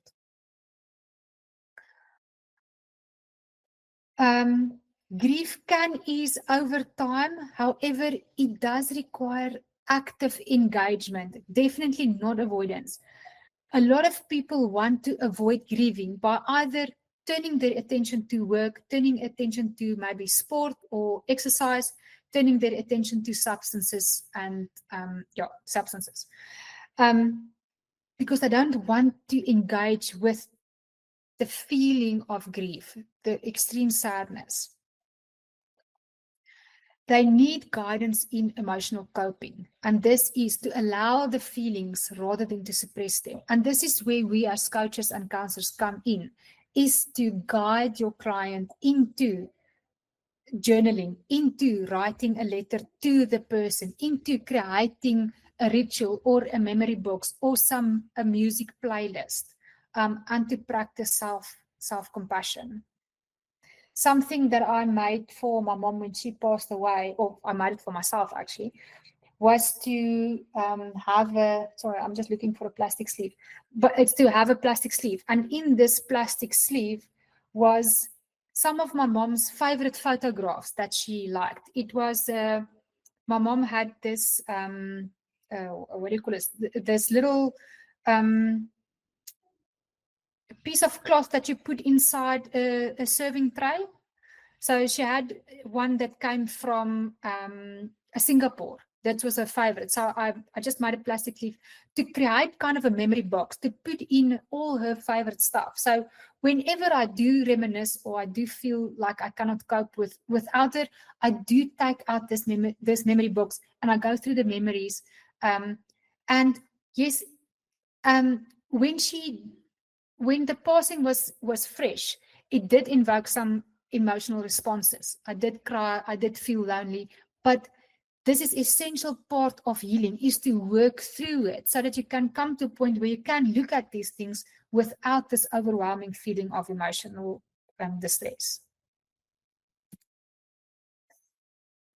Okay, so some physical coping strategies that you can teach your client is to maintain a sleep routine, gentle movement in the form of either yoga, Pilates, some form of exercise, then hydration and nourishment, and then avoid substances to numb the feeling. A lot of people tend to focus their attention on substances because they don't want to sit with the emotion. Mental and spiritual coping, mindfulness or meditation, if they are religions, prayer, other spiritual practices, reflection, meaning-making exercises. People might feel that their life has no meaning anymore. So if we can re-establish the meaning of life, this is how we help them to move towards acceptance. Social coping in forms of support groups, counseling, therapy, supportive relationships, and asking for what you need. So being assertive in asking for what you need. So healing is not about getting over it. It's about finding a way to live with the loss and still move forward. Okay, do we agree? Are we still awake? Yeah, it's hectic. Okay. This is hectic. Yes. Yeah. Yeah. Yeah. We are here. We're holding each other accountable. Richard, I'm watching you. As long as Gideon is keeping an eye on everyone. Okay. Okay, so I've just listed a few activities that can help in support of the grieving and the mourning process. And this is to write a letter to loved one. I think Gideon mentioned, or Valencia mentioned, a lot of letters were written and burned. So this is what you do. You write a letter expressing and telling this person the things that you feel you should have said when they were, for example, alive or they were here. Telling them these things, writing it down, and then either burning it, putting it in a balloon and let the balloon fly into the air. These type of things. Okay. Writing a memory box or a meaning box. Yes. Got a question from Loretta? Yes, Loretta. Marilé, as a coach, when you let them write that letter, do they have to show it to you, or you don't have to see it as a coach? Now, as a coach, I don't ask them to show me the letter. If they want to share it with you, then they're more than welcome. But I don't put them under any pressure to show me what I've written. Sometimes maybe it's extremely personal, so then I just let them write it. I let them burn it and kind of give them that emotional release. Okay, thank you. Is there another hand raised? It was Loretta times 2. Oh, okay. Loretta, have I answered your question? Yes, you have. Thank you. Okay. The memory box, this can be objects, maybe photos, maybe letters, symbols of this person, or of something that you might have lost, items representing resilience.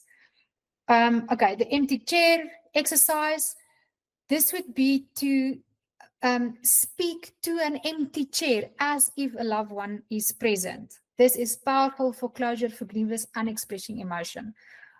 So obviously this is in guided sessions, like our NLP practices. This would be in guided sessions.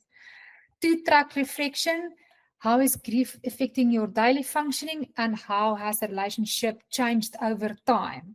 So you can do a reflection on that. Grief mapping. So you would draw a map of the triggers, the support, the pain points, rituals, and healing pathways.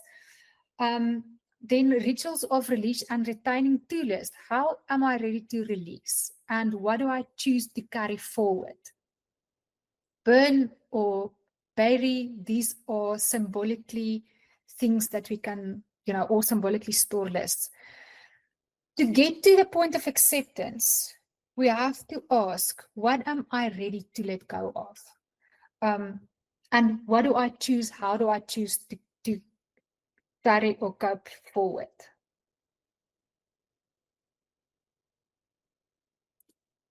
Okay. Living grief, because living grief is a little bit different to let's call it death grief. For ambiguous grief or ambiguous loss, name what is gone. Name what remains. Also, naming, giving it a color, a shape, or object. Name what might still be possible and name what is no longer possible. This reduces emotional confusion. Okay, grief timeline. I think this is also an NLP practice, is to reflect on significant dates, trauma points, breakthroughs, and moments of resilience.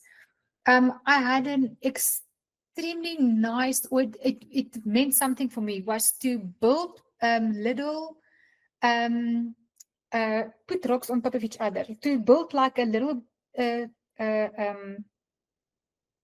symbol or bridge or a little bit of a tower of something. So just to put the rocks in the garden on top of each other to symbolize moments of gratitude with that person, or moments of joy.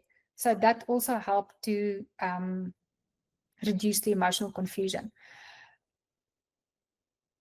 In essence, grief is not a linear journey. There's no correct timeline. You can't tell someone, you have 3 months to grieve and then grief is over. Then we have to carry on. It doesn't work that way. There's no normal way to do things because we are all individual and we're all unique. Everybody grieves in a different way. It's about exploring that grieving cycle with your client and then to, provide the support. Grief softens not because we forget, but because we are designed to adapt, to rebuild, and to grow around loss. You do not heal by erasing what happened. You heal by integrating it into a new way of living. And this is something that we have to kind of drill into the minds of the people that is grieving, because the only thing that they see in that point is this momentous loss. Yes, no, I don't know. Yes. Okay. Oh, It's okay. landing. Is it landing? Okay. Let's just quickly look at the time. Like a seagull. Yes. So, like a seagull, we are going to stretch our wings. Let's take a little break, and then we chat. Kaka, what does he always do? Kaka, what? The seagulls does that, don't they? No, I don't know. They crap on everything. So where's Pierre? Is he here? Yes, I know. I think Pierre left. I think Pierre. Where's his bad jokes? Yeah, no. A bad joke. Pierre has left the meeting.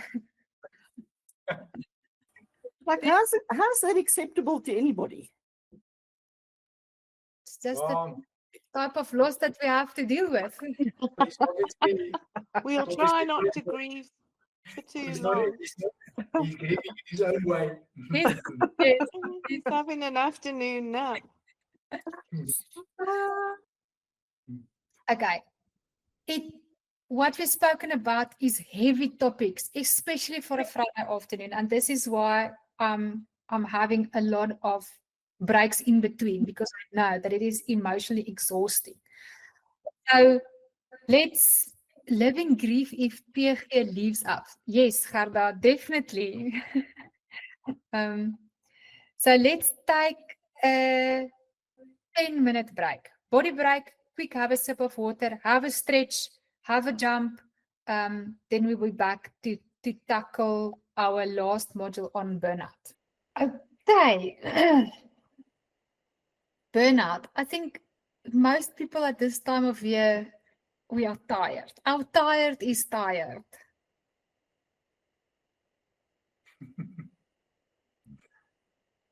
You're tired of being tired. Yeah, tired of being tired. Okay. Oh, I'm so stressed. Everybody just turn around and leave quietly. Nobody gets hurt. This is what I tell my kids all the time. Stress is the psychological, physical, and spiritual tension we experience when we are under too much pressure. Who have experienced stress?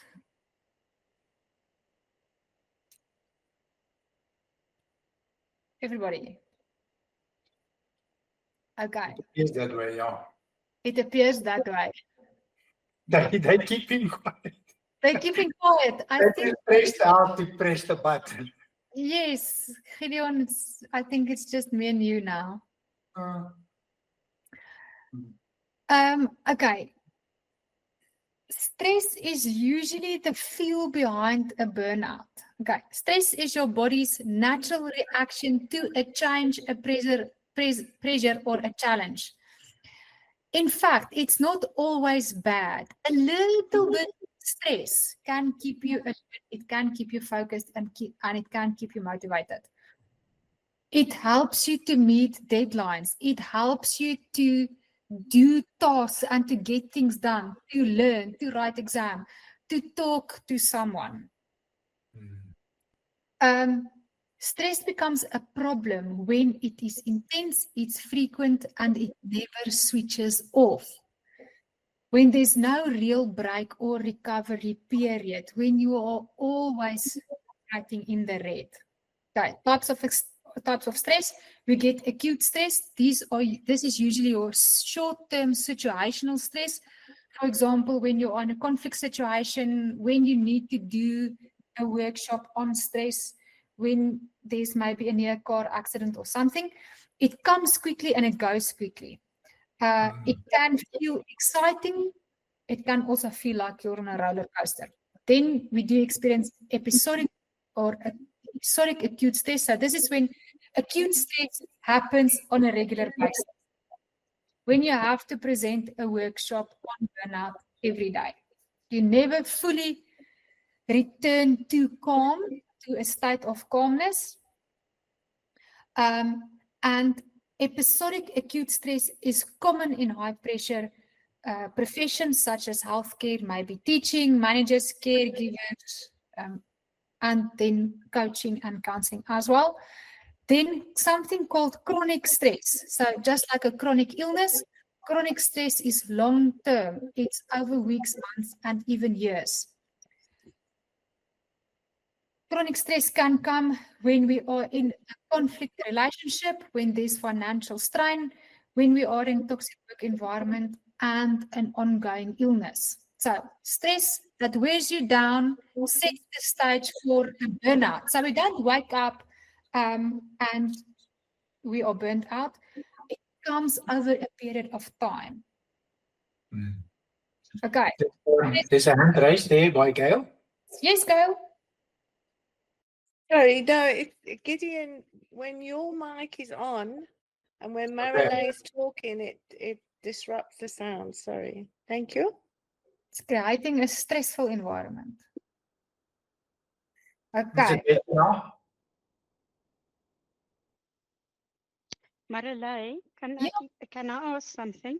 Yes. Is there a connection between burnout and PTSD?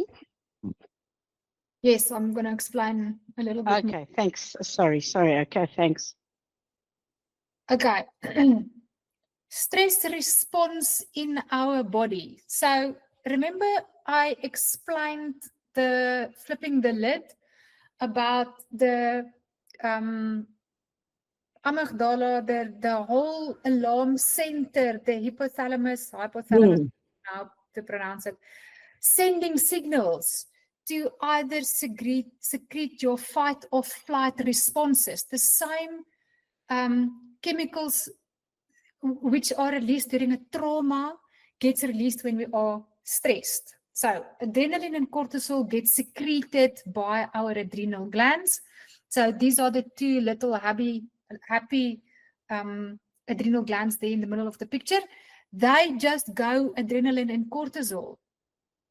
For short periods or for short stress incidences, it can mean survival. But if it's constant, we are constantly secreting adrenal and cortisol, we come to a point where it influences or it affects us physically. It increases your heart rate.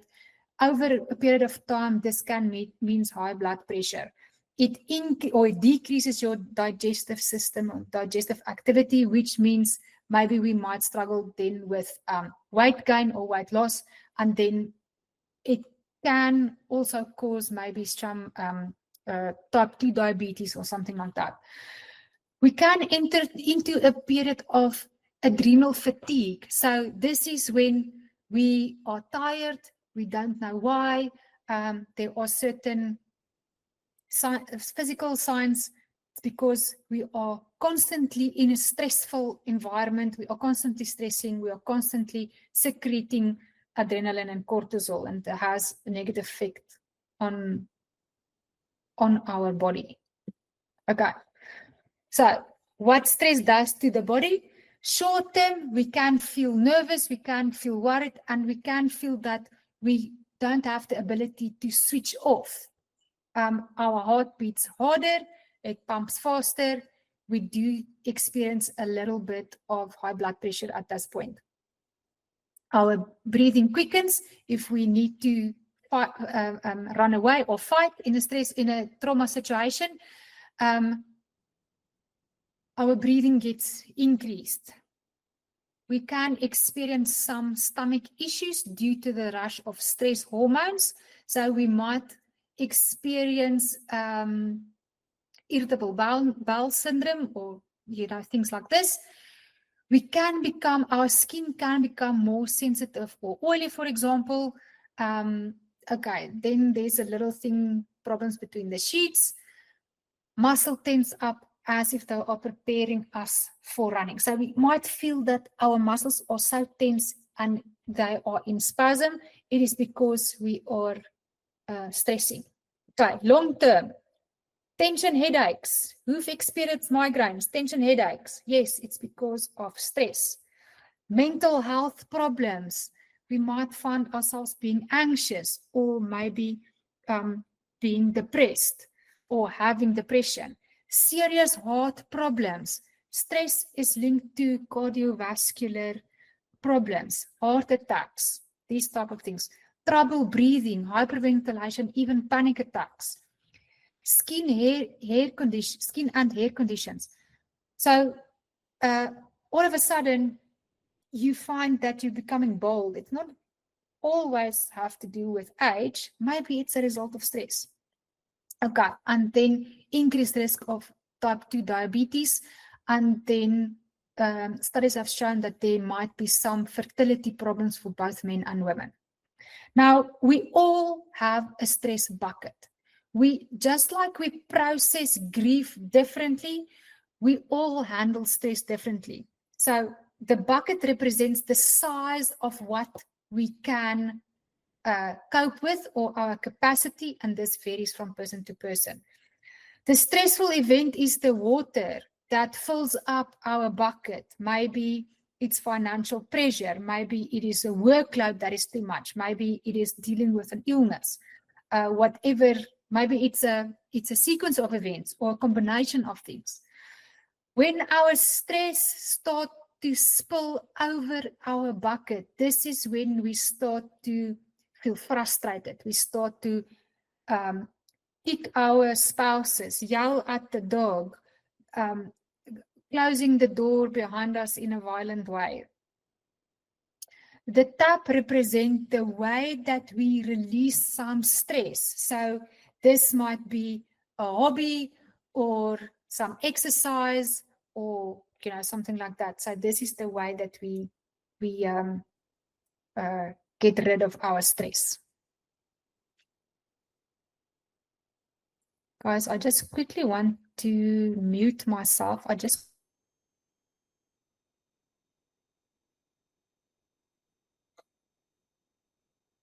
Natalie, I saw you nodding your head when you said, is the mic better now? Yeah, you still muted. If I found the mute button, unmute button, yeah, it actually is a bit better now. I'm using a different mic. It's okay. Okay. So it might be that mic. I've had that before. So thanks for pointing it out. It wasn't me, it was Gail, but it's a pleasure anyway. Oh, Gail. And then you said something about losing your hair. Are you busy losing your hair? Yeah, Natalie? I am. Really? Am. Yeah. Is it in front or in the back? Sort of here in the front. It's Yeah? very thin. Yeah, it's My horrible. goodness. Yeah, You it's know what horrible. they say about people that get bald in the front? I'm sure you're going to tell me. No, they think a lot. They stress And too then- much. Yeah, and then the people that get bald at the back, they know a lot. Ah, okay. Yeah, and then if you get bald all over, you think you know a lot. Yeah. I'm glad I just think a lot.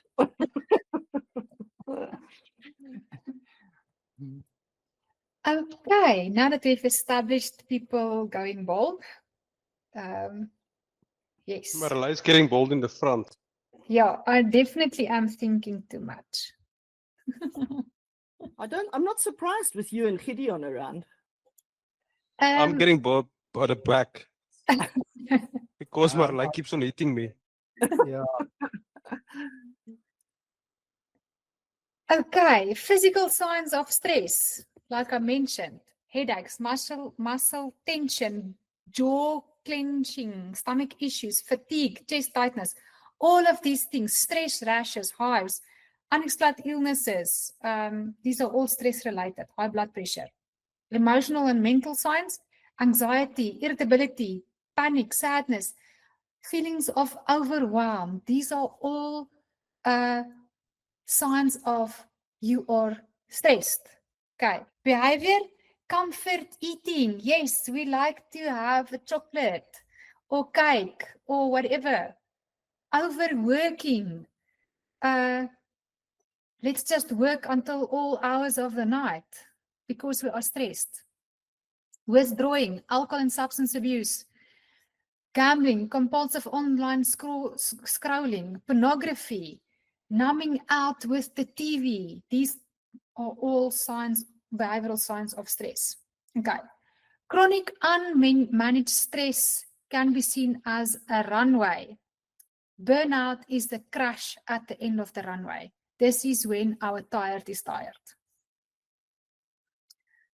Burnout is a state of emotional, physical, mental, and often social exhaustion caused by prolonged excessive stress.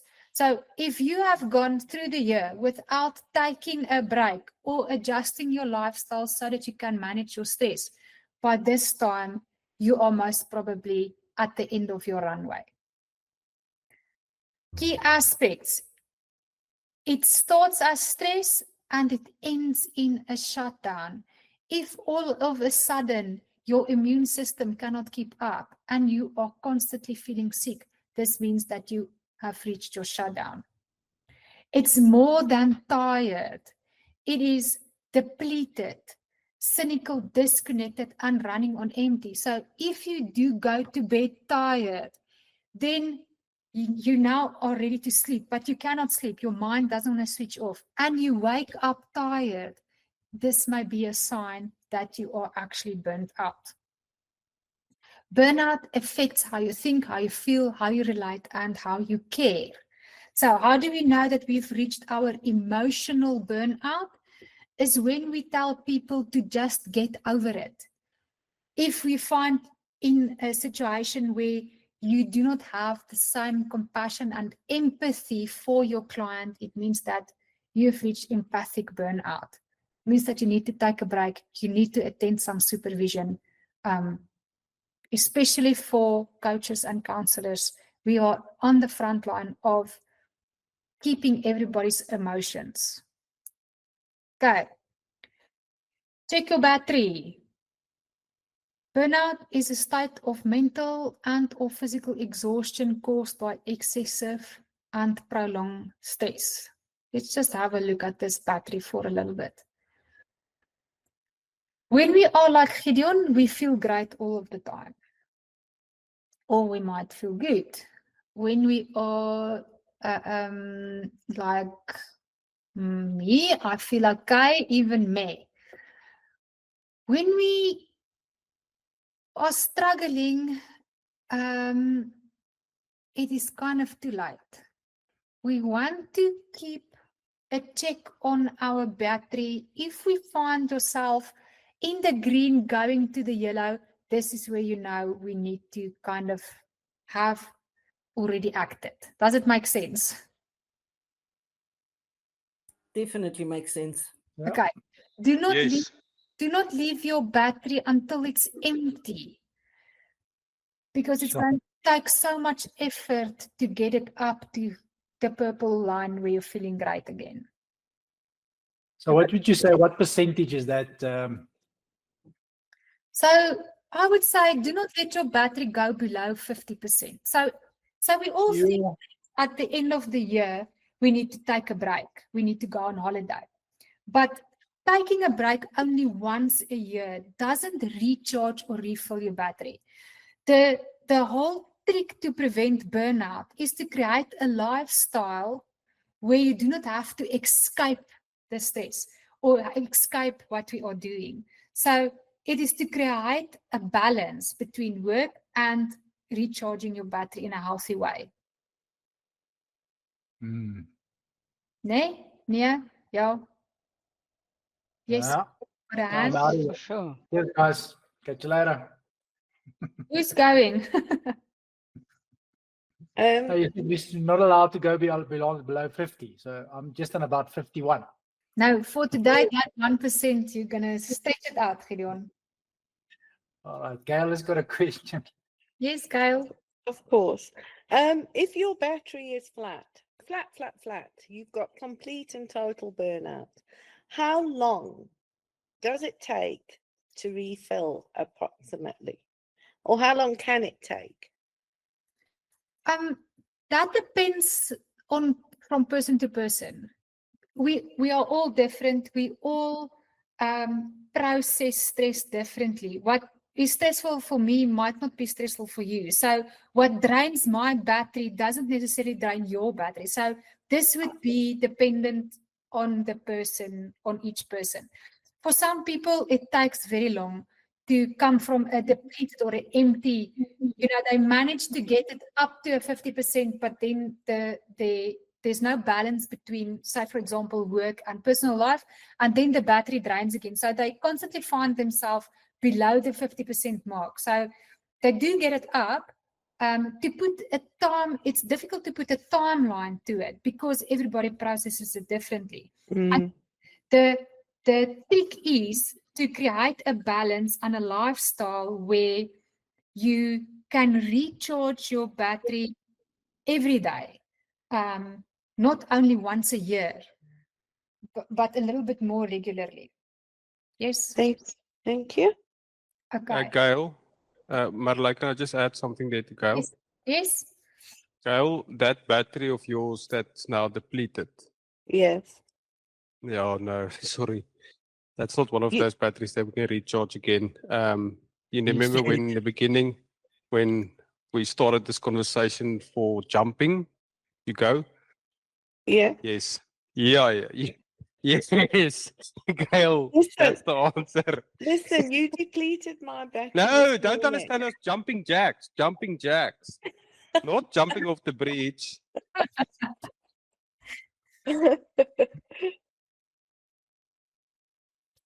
Okay, we usually experience different forms of burnout. Okay, so yeah, I've just distinguished between 4. Mental burnout, the biggest sign is mental exhaustion, the inability to focus, constant dissatisfaction with your work, and frequent headaches. This might be mental burnout. For a lot of kids who just wrote exams, they might be at a point of mental burnout. Okay, physical burnout. This is physical exhaustion regardless of the amount of sleep that you get. Frequent fatigue, increased disease and sickness. Then emotional burnout. So a lot of coaches and counselors experience emotional burnout around this time of year, even earlier from October. So the biggest signs is feeling like a failure, apathy and loss of motivation, constant self-doubt, and the general feeling of stuck. Okay, social burnout. If your mom-in-law is coming to visit you over the Christmas holidays, you might face social burnout in January. So this means sensory overload, aversion to going out. We just want to stay indoors. We don't want to mix with people, feeling detached during interactions with others, and dreading all social events. Okay, so these are just some forms of burnout that we want to recognize. Okay. The WHO recognizes burnout as an occupational phenomenon, especially when it is work-related. So it can also come from caregiving, ministry services, parenting studies, and chronic relationship or family stress. Then you might find that you are burnout. So health, wealth, and relationship, this is where we experience burnout. Burnout is not laziness. This is what happens when you have been strong for too long without support or having a break. Okay, so I mentioned the 4 phases of burnout. Mental burnout can also look like forgetfulness, feeling slow or foggy, difficulty in decision making, constant overthinking or rumination, feeling like even the smallest tasks are mentally overwhelming. Okay, physical burnout, tired to the bone. When you are dog tired, this might be physical burnout. Frequent headaches, backache, gut issues, sleeping problems. You can't fall asleep or you can't stay asleep. Or you are still tired after a whole night of sleeping. More frequent or a weakened immune system, more frequent infections, feeling wired and tired at the same time. Who has ever felt that? You are wired and tired at the same time. Me. Yes, me as So well. even I'm plugged in. When you're plugged in. Yes. Okay. Okay. Emotional burnout. So for a lot of people around this time of year, we don't have any more emotional capacity. Numbness. We feel that we don't care anymore. Irritability. We are angry. We are impatient. We are bitter. What is the point of going to family, for example? Feeling detached from your own life. Mood swings. Tearfulness. Hopelessness. Reduced compassion. So if you are still seeing clients up in, this time of the year, if you find yourself feeling that this person's problem isn't worth the attention that you give it, then you know that you are reaching compassionate burnout. Okay, social burnout, exhaustion of your relational and social energy. So you do not feel like socially engaging anymore. You are avoiding calls or social events. You are drained by people you used to enjoy. You do not feel like attending Marilé's session anymore. Then it might sound like social burnout. Resenting the demands of family, clients, and colleagues, feeling alone, misunderstood, or trapped, withdrawing from community, maybe church, maybe from friends. Burnout isn't only one, it is a combination of all 4. So you will experience physical burnout, emotional burnout, social and mental burnout all at once.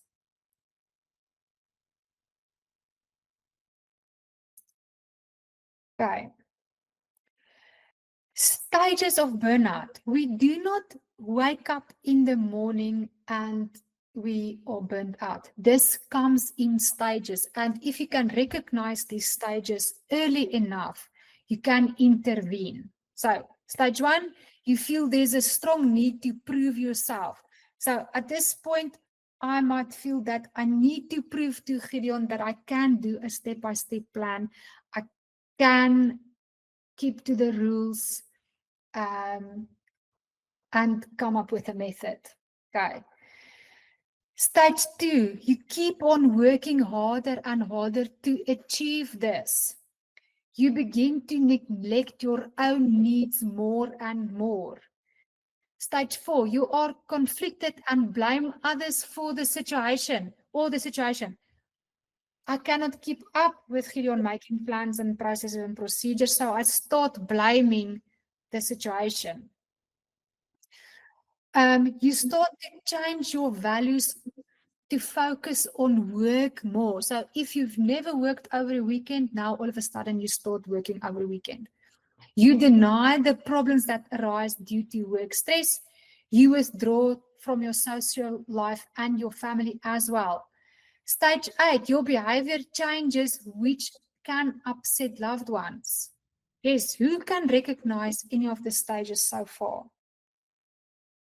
Yep. Absolutely. Yep. Okay. Not that I have any of those problems, but I can recognize them. Okay. Depersonalization happens. You do not feel like yourself anymore. You feel empty, numb, and then you can turn to substances. Stage 11, you feel depressed, lost, and completely exhausted. And then stage 12, you mentally and physically collapse. And this is then a full burnout. Some people at stage 12 end up in a hospital or psychiatric or institution because they are just mentally collapsed or physically collapsed. Okay. So that little picture actually explained the stages. We tend to say yes to everything in stage 1. We start doing overtime as a norm for stage 2. We start neglecting our own needs. You don't have time for friends, rest, or fun anymore. You become increasingly irritable. Stage 5, revision of your values. You start losing touch with original reasons that you started in the first place. You can say you're fine, you're just tired. You can withdraw. There might be some behavioral changes, depersonalizations where you don't feel like yourself, and then the feeling of emptiness. Okay, so this is just an explanation of that little picture. And then at the end, at stage 12, total burnout. Who is at stage? Who would say they are at stage? Let me go back to the picture. Who's at stage 7? Me. Who feel like they are at stage 10? Me.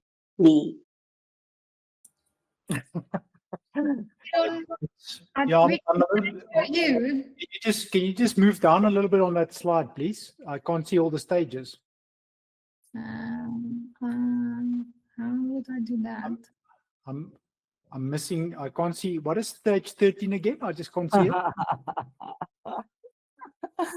Marilé, if I'm craving, not craving, but if I need to keep a bottle of tequila in my deep freeze, does that count as stage 10? Substance abuse can occur. That is definitely somewhere around stage 10. Okay, then I'm there. Okay. Okay, so how do we recharge our batteries? Let me just go this. Okay, first, burnout versus depression.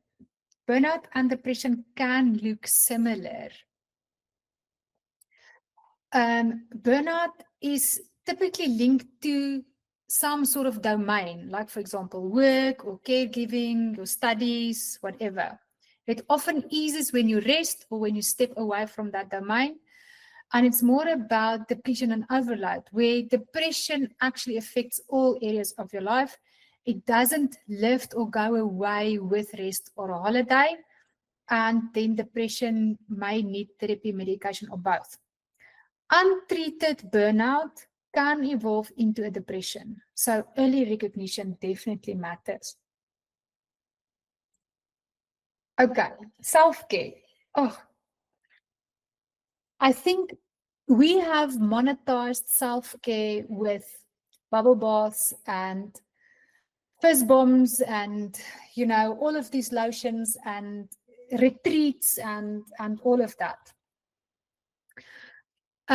But there's a difference between self-care and self-indulgence. So self-care refers to activities and routines practiced to benefit psychological, physical, and spiritual well-being, where self-indulgence is the bottle of frozen tequila in the fridge. It's characterized by the avoidance of effortful and substitution of quick and easy antidotes. So binge watching Netflix is self-indulgence. Having a second slice of cake, it's not self-care, it's self-indulgence. Self-care is about creating a lifestyle where you do not have to self-indulge to feel better. Okay. Yeah. Okay.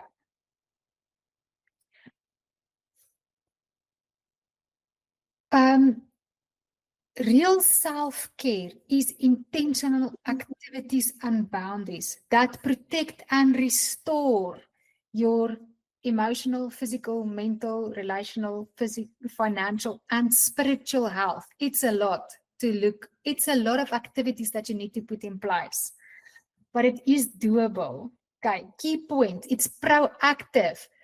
If you are only taking leave or a break in December, you are not taking care of yourself. You are in a process of crisis management.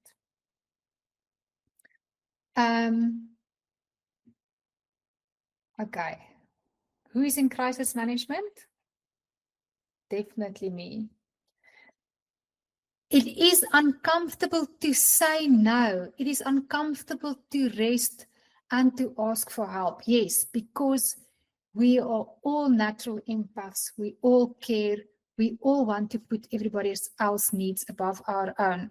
But self-care is not selfish. You cannot pour from an empty cup. You need to be able to see the signs of stress and burnout so that you can refill your cup. Okay, examples of self-care is therapy and supervision. So we want to install or to create these supervision sessions. I'm not sure from when. I think it's from beginning of next year. We will communicate that. Setting limits on working time. If you only have the capacity to work from 8 until 4, set in that boundary. After 4, that is your time where you need to recharge your batteries, where you need to be proactive in activities that refill your cup. Okay. Move your body regularly. Yes, we all want to exercise. We don't always get to it. I'm an example of that. But creating time or making time for a quick walk, this is also moving your body. Having difficult conversations, we need to do that. It's also a form of self-care. And then reducing commitments. Okay, self-indulgence is using the language of self-care to justify behavior that only give us short-term relief, but it adds long-term harm.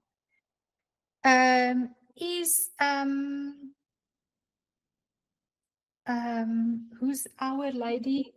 Sorry, her name slipped my mind. Who's our cake lady? Lydia. Is Yeah. Lydia here? I didn't see Lady her. Lydia. No, Lady Lydia, is she's she not here? busy. She will get the rerun. Oh, we'll get, okay. I wanted to use her cakes as an example. Okay, but nonetheless, having cake might feel good for now, but it can add to long-term harm. Okay.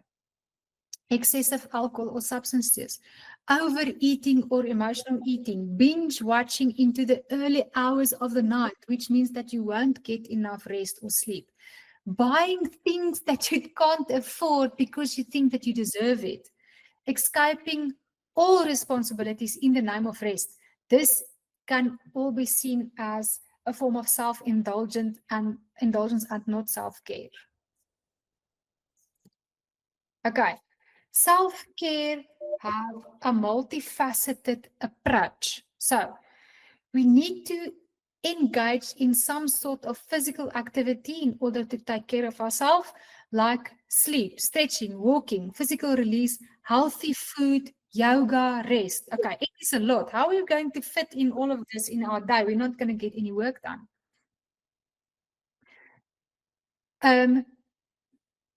Identifying the signs where you feel that you need self-care. So if you feel like you've been socially exhausted, set boundaries, put systems in place, get positive social media, ask for help. So it's all about identifying the areas where you need a little bit more self-care. Spiritual, this means time alone, meditation, connection. Okay, spirituality and religion are two different things.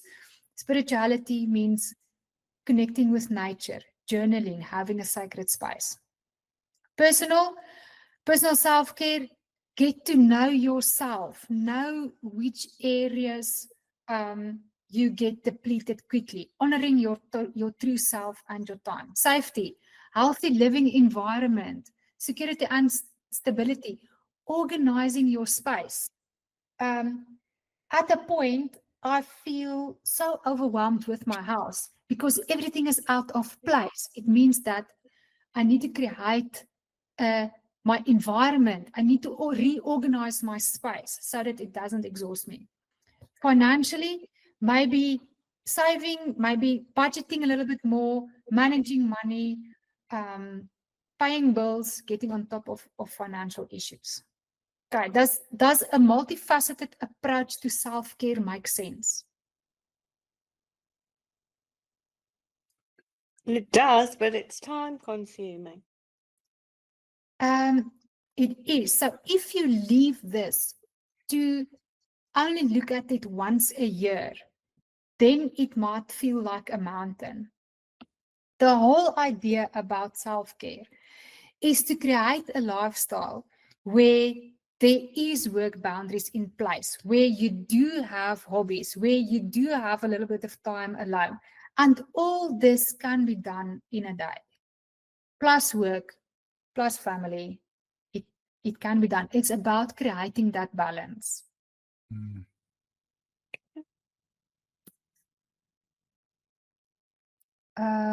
Okay. Real self-care is often less pretty and more powerful in the terms of therapy, boundaries, sleep, hygiene, exercise, saying no, leaving toxic environment, changing patterns, having the hard conversations. Burnout prevention and recovery needs a multi-line strategy. Think of self-care as the 8 pillars, like the little picture I just showed. There's 8 pillars of burnout prevention in terms of physical self-care, looking after your body. Make sure that your diet is nutritious, not having takeaways every night, for example. Emotional self-care, caring for your feelings and your emotional processing, especially because we are in a highly emotional, taxing environment or profession. Spiritual self-care, nurturing meaning, values, and connection to something bigger. Coming back to your the reason why you decided to do life coaching, for example, or the reason why you decided to go into a certain profession. Social self-care, spending time or protecting the time that you spend with people or feeding your relational world. So especially this time of year, when we find ourselves in a lot of social interaction, it is year-end parties at work. It is family that wants to come and visit because they haven't seen you. Yes, some of these activities might feel or might be refilling the cup. But if there's a conflict somewhere in a relationship, when this family member comes over, when the family member is not there anymore, it can be socially taxing. And then schedule connection time, limit time with draining or toxic relationships. So if you have a friend that is emotionally draining, limit the time that you spend with them to take care of your social self. Then personal self-care, honoring your identity, your preferences, and your growth with hobbies, reading a book, learning something new, dressing in a way that make you feel like yourself. Okay. Yes, no, I don't know. Yes, definitely. Agree. Always still awake. Yeah. Okay. Yeah. It looks like Dorette is catching a nap. She just got her cat to actually do the thumbs up. And Gerrit is on the beach and the roof is reading a book. I'm here. Gerrit is reading a book. He's on the beach and the roof is reading a book. Okay, nice. It's nice to know that there's some self-care happening there. Time on the beach, reading a book. Yeah, and Gerda's on the farm. And Susan is on the couch. Okay, nice. That's where we need to go and I'm have in the the Christmas garden. party. She's on Gerda's farm. Yeah. I'm in the garden doing my grounding while listening to you. Yes, perfect. There we Perfect. go. Okay. Marilé, can I ask 2 questions? Yes, please. So number 10, that doesn't mean as in alcohol. What is number 10? Because I only came in later. Number 10. In burnout, are you there? Yes. I can't read it under my glasses. So stage 10 of burnout means you feel empty and numb, and then some people resort to substance abuse. So any substance, whether it is alcohol, whether it is food, whether it is any type of drugs, or so this is. It's not everybody resorts to alcohol. It is just this is where this might occur. It's when we start to feeling empty and numb. We start to either overeat or binge drink or whatever the substance is that we tend to turn to. I just have another question. You spoke about if you only take leave in December.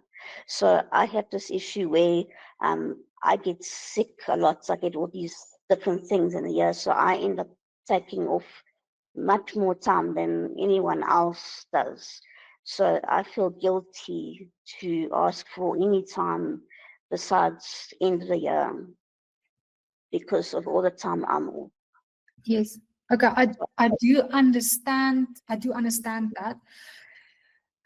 So if there's a medical issue or underlying illness, so self-care is all about creating a balanced work-life lifestyle. So you under normal circumstances, when there's not a medical issue there,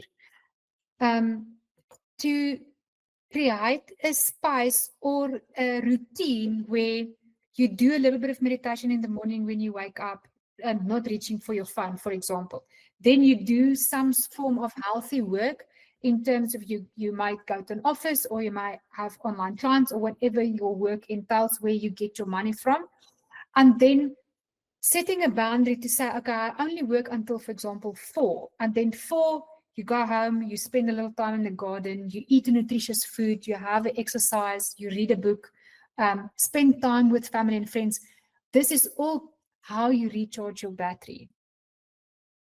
If, for example, you wake up in the morning and your brain isn't fully awake yet and you immediately take the phone and look at the phone, then you rush off because you're already in meetings from your phone. You rush through the shower, you get dressed, you don't even, the shoes you are wearing is not even comfortable. You're not eating a proper breakfast, you're just grabbing some McDonald's on the way. This is not a balanced and healthy lifestyle, and at some point you will experience burnout because physically, emotionally, socially, your body cannot keep up. When you do not allow your mental capacity to wind down after a day, when you just keep on going, you just keep on secreting adrenaline and cortisol. So this is when we are going to experience burnout.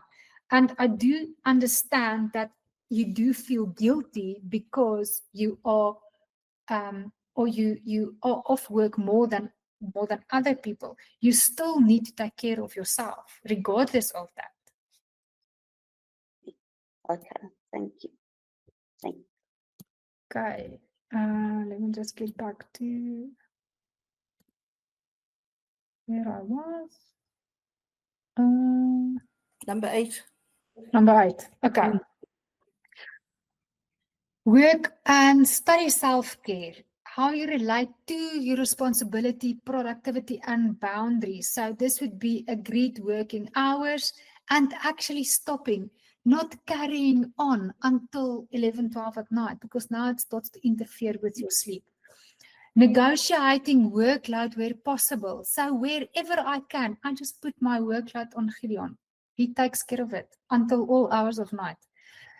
Taking lunch and short breaks away from your desk. We tend to take working lunches, which means that you sit with your food in front of your computer. That's not taking a proper lunch, taking a break away from your desk. Clarifying roles, expectations, and priorities. Learning to say that I cannot take this on right now. These needs to happen throughout the year, not only now when we are already experiencing burnout. Taking leave instead of pushing through year after year. We all need to take a break at some point. Okay. Usually self-care in one area often helps other areas as well. So for example, if you have better sleep, which is physical self-care, it can boost your mood, which is emotional self-care, which can help you to connect socially, which is social self-care, and which can improve your concentration, which then increases your which is work self-care. So does it make sense? The multifaceted approach. It does. Okay. Okay. So burnout happens in, like I explained, the 12 stages. So there is a stress arousal phase, which is the first 4 stages of that little 12-stage model that I showed you. So this is the stress arousal, irritability, headaches, jaw cleansing, forgetfulness, insomnia. So intervention here, when you start to realize that I'm irritable, I keep on clenching my muscles, I keep on having headaches. Intervention in those first 4 stages, physical rest, putting in some boundaries, getting emotional support, workload review, basic self-care. Okay.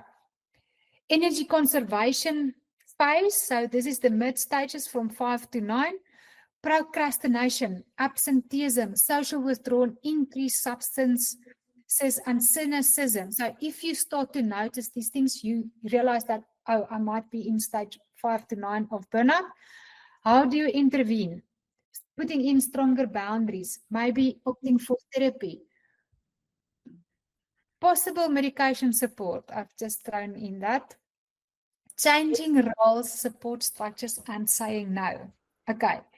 We do not want to get to the exhaustion phase. This is stage 10 to 12. We don't want to be there because this means emotional collapse, despair, physical symptoms, possible suicidal ideation, inability to function. So if you find that you cannot get out of bed, you are still tired, you do not want to spend time with friends and family, you do not want to eat healthy food, you just want something quick and easy, then it might indicate that you are in the late stages of burnout. Okay, intervention, urgent professional help, time off.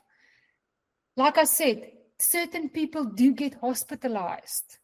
Family community support, deep reset, and structured recovery plan. Okay, we are going to. Okay, so early warning signs. I've just put a little visual there so that you can have that on your wall.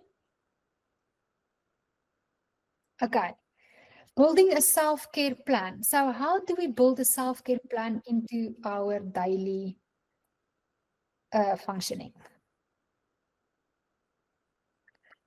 Marilé, sorry, before we do that, please go back to that slide. I'd like to just take a screenshot. Oh. Yes, do you have it? Or are we still there? I've got it, thank you. Okay. Self-care plan is personal. My self-care plan would look different to, for example, Natalie's self-care plan. It needs to be personalized and written down. Okay, simple process that you can use. Reflect. Get to know your stress pattern. So what is typical things that stress you out or overwhelm you? So it would look different for everybody. So it might be certain clients, it might be conflict, it might be deadlines, it might be family noise or family dynamics, it might be noise. For me, it's family noise. It might be money. So what are things that stress you out? Okay. How does your appearance or behavior change when you are losing control? So it might look like not putting up makeup anymore, for example. Or so this might be a change in your experience. Or maybe starting to have dark circles under your eyes. Or if your behavior is changing, you might be irritable or not as compassionate as you were maybe before. Okay, so I just put a little bit there. Blaming others, shutting down or walking away, red face, raised voice, swearing. So this might be behavioral changes. So these are things that you reflect on. These are the things that you ask yourself. What do I do when I feel I've lost control? Do I yell? Do I withdraw? Do I cry? Do I eat? Do I drink? Do I binge watch anything? Or do I pour myself into working even more? Then you need to ask yourself, what genuinely helps you when you are overwhelmed? Breathing exercises. Is it talking to a certain friend? Is it walking, music, prayer? Is it journaling? So these things you need to write down because it forms part of your self-care plan. Okay. Step 2, list real self-care activities for each pillar. So physically, what can I do? Can I take a short walk? Can I drink 2 more glasses of water, for example? Can I say, okay, by 10 o'clock, I'm going to switch off the light? So this is where you have to reflect on yourself to say, emotionally, can I journal 10 minutes 3 times a week? Can I have therapy twice a month, for example? Spiritually, can I engage in 5 to 10 minutes of prayer or meditation each morning, for example? Even just waking up 15 minutes earlier to journal or to meditate or to pray, this can also prevent burnout. Social, what is one meaningful conversation that I can have per week, or is there one boundary that I will hold? Personal reflection, can I read one chapter of a book that I enjoy, or can I spend time on a hobby maybe 1 hour a week. For example, my space. Can I clear the bedside table? If you are a hoarder like me and your workspace is a mess, can I tidy my desk once a week? Financially, can I check my bank balance? Can I plan for spending for the week? Can I plan my weekend spending to not blow the budget, for example? Work-wise, can I say no more emails after 7 p.m., for example, if you are not tapping your working time at 4 p.m.? Can I schedule a 15-minute break mid-morning to have a cup of tea away from my desk? So these are all self-care things that you can work into your day-to-day to make it not as overwhelming and seem manageable. You have to put your plan on paper. Use a one-page template. You can stick it on your wall or keep it in your journal, and you include the biggest burnout warning signs for you personally. Non-negotiable self-care habits, for example, regular showers, healthy meals, drinking water. These are non-negotiable self-care habits. Who you will reach out to when things feel too heavy. Do you have an island of safety? Do you have someone that you can call and say, you know what, I just need to vent a little? Okay, self-care plan. It's dynamic, it's unique, and it requires self-reflection. It requires you to sit down a minute and answer those questions that I just put out there. Get to know yourself. If you have to do a little bit of mirror work or you have to restart a 21-day challenge, this is something that you can work into your self-care plan. Make a list of activities that you enjoy doing, which are beneficial to your well-being. Emphasis on beneficial to your well-being. Binge watching Netflix is not beneficial to your well-being. Staying up all hours of the night, it's not beneficial to your well-being. Create an accessible hard copy of your plan. Have it on your phone. If you are someone that likes to have everything on your phone, put your self-care plan or hard copy on your phone. Stick it on the fridge. So every time you open the fridge to have a piece of cake that's not beneficial for your well-being, you can see your self-care plan there to say no cake after 10 p.m., for example. Okay, so I've just put down a little bit of things there to check your battery daily. On percentage, where's my physical, emotional, social, spiritual battery? These are also things that you can do with your clients as well. If any of them are below, for example, 30, you must act. You can cancel something non-essential. You can ask for help, one nourishing activity from your plan, or adjust your expectation for the day. Real self-care, it's the hard work, it's the holy work. Real self-care is not soft. It's not about candles and bomb baths and things like this. It is standing in front of the mirror and admitting that you cannot keep up a routine like this. You have to walk away from something that might be destroying you. You have to set in healthy boundaries, even if it disappoints other people. You have to say no, even when your voice shakes. So this is what real self-care looks like.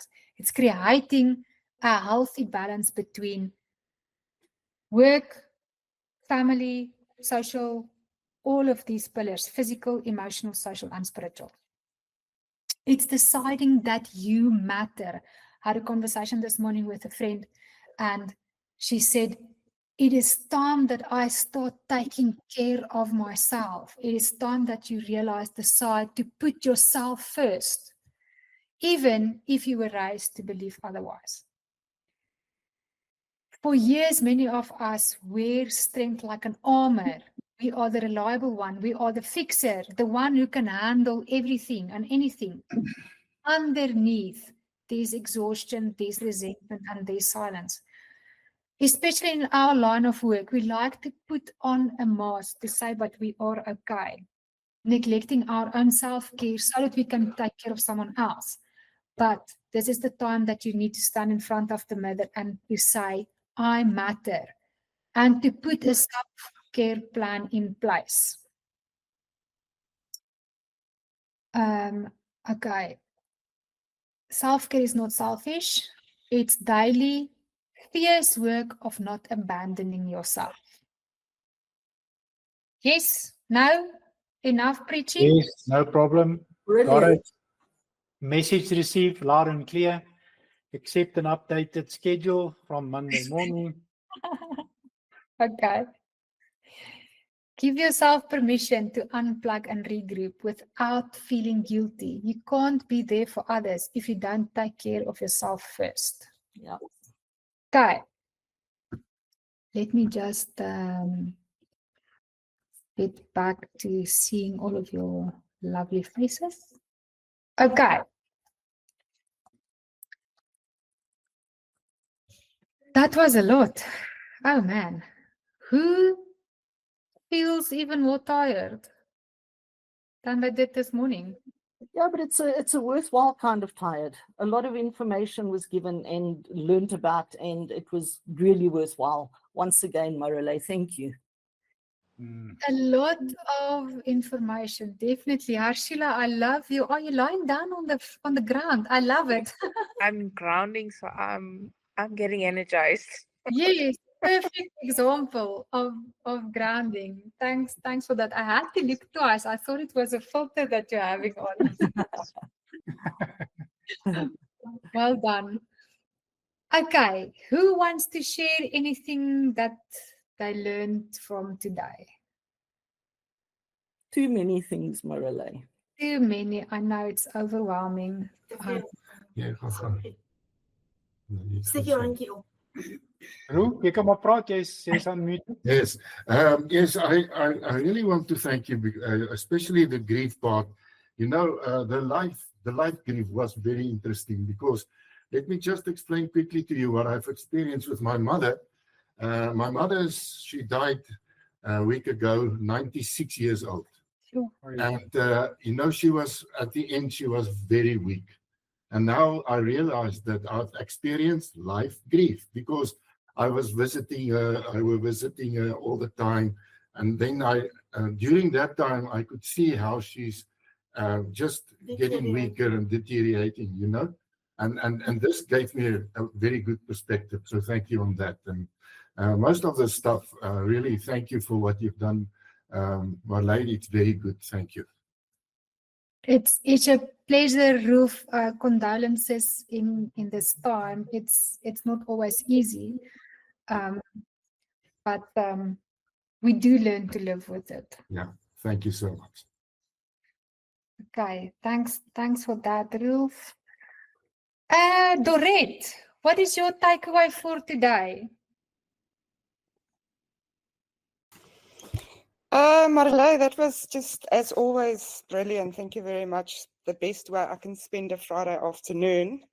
I had quite a bit of, you know, I'm thinking about the burnout part, and I think I've, for the past 5 years or so, really overworked myself. I was trying to launch a coaching business. I was putting everything in it. Most of you know my story, how I tried everything. And but this year, it finally, you know, it started working. I started getting some clients, and I was very specific about creating a very balanced. I wanted to bring balance into my life, so I've been good with a morning routine. First thing in the morning, not checking my phone, not looking at work, doing meditation, exercising, running, walking my dog on the beach, showering, getting dressed. Eating healthy food, getting enough rest at night, all of that. So I've been very balanced throughout the entire year. But then all of a sudden now in December, I find myself like craving a little glass of wine, even in the middle of the week, having a glass of wine, maybe 2 glasses on a Wednesday night. And then on a Friday night wanting to, and for 5 years, I haven't watched any series, no Netflix series, nothing like that. And now all of a sudden I came across what's a Breaking Bad. So now I'm kind of binge watching Breaking Bad. And I thought, is it because I'm tired? And is it because it's December? I live in a holiday town, so there's already a lot of holiday makers around. It's busy. I can see, people on the beach. And I thought, is it just because it's the collective energy of the town? And that's why I feel like a glass of wine, binge watching. Or is it maybe because even though I've been disciplined in having a good balance, but I haven't taken off. I've been full steam throughout the year, maybe even on a Saturday morning. So taking a Sunday off, but maybe even on a Saturday doing sessions. So is it maybe because I am actually burned out? And for that reason, I am going to substance abuse. I am going to binge watching, but using it as an excuse of, I'm also just letting go a little bit. So I'm wondering, is it burnout or is it just chilling a little bit for December? It's a good question there. I think you've already answered yourself in the way that you explained that you still work on a Saturday, only taking a Sunday off. Yeah. Even though you are keeping a balance, we need to take a break from what we are doing during the week. What we are doing from Monday to Friday, we need to take a definite break from it. Yes, so that we can recharge on other things as well. Maybe there's a social burnout, maybe there's a little bit of emotional burnout. That even though you did have a quite balanced year, there's some element where that was neglected. And now you feel like, and yes, of course, this is the silly season. This is the time when we eat cake and we do have a glass of wine or Natalie's tequila, or what did she say? It can also be the collective atmosphere that's going on. It's the festive season. Yes, so it's okay. So I'm not overindulging. Maybe it is just a little bit of letting go. Are you feeling guilty? I'm sensing I am feeling a little bit guilty. A glass of wine. It feels like I should be strict until just before December, and then I can let go. So it started a little bit earlier than what I was hoping, but maybe it's also just needed. Maybe it's just also needed. It sounds to me as you're getting the balance right finally, Tori. Maybe, yeah. No, I'm happy with my balance throughout the year, but it feels like I'm slipping a little bit. And I guess that's what makes me feel guilty. It feels like I'm slipping, but then I also need a break. So yeah. Yes. Maybe I'm answering my own question. But thank you, Marilé. It was all very valuable. Thank you again. It's really, I love attending your workshops. It's really good. Thank you. It's a pleasure, and thank you you always have these insightful insights that you share. It was fun. Thank you. Gerda, what is your takeaway for today? I find it so interesting. Thank you very much. The stress bucket was something that I was very interested in, and but my stress bucket, and that's why my question was that continuous burnout, do it lead to PTSD? And I suppose that is actually correct, because PTSD is in the DSM, and that is when you continuously not look after yourself. So yeah, that was very, very interesting. I learned definitely a lot about burnout. And so thank you very much once again. It was wonderful. Thank you, Marilé. It's only a pleasure. Thanks for attending. Gail, what is your takeaway for today? A lot, and thank you so much. But one of the things that I've had a question which I've been meaning to ask for ages was, when does self-love become selfish? And you answered that. So thank you, because it is a question I've been meaning to ask. but you answered it for me today. Okay, perfect. Thank you. Okay, it's only a pleasure. Sorry, can I just say something there about the self-love and the self-indulgence? Is that what you called it? Yes. So I think that personal barometer should be there to know that this self-love is borderline on self-indulgence. Yeah, and that is only you can say that to yourself, I suppose. Eh? Yes, it's self-indulgence is when it's not beneficial for your well-being. So if you think that having a whole bucket of KFC is self-care, then it's actually not, because it's not beneficial for your well-being. If you feel, or if you want to mask self-care as binge watching Netflix series, it's not beneficial for your well-being, especially when it goes into all hours of the night, because then you're not resting, you're not giving attention to physical rest. So there's a fine line between what is self-indulgence and what is actual self-care. Yes, Gail? No, that wasn't quite. I understand the difference between self-indulgence and self-care. The self-love was, well, you answered it, but it was like, okay, what the heck is self-love anyway? Is putting boundaries in that people don't like, putting yourself first. But you can't always do that when you're bringing up children, and you have to put them first 90% of the time, really.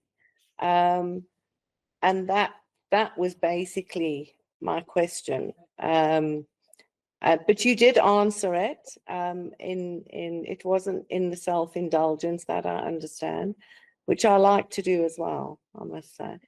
But not KFC. I like to binge watch Netflix.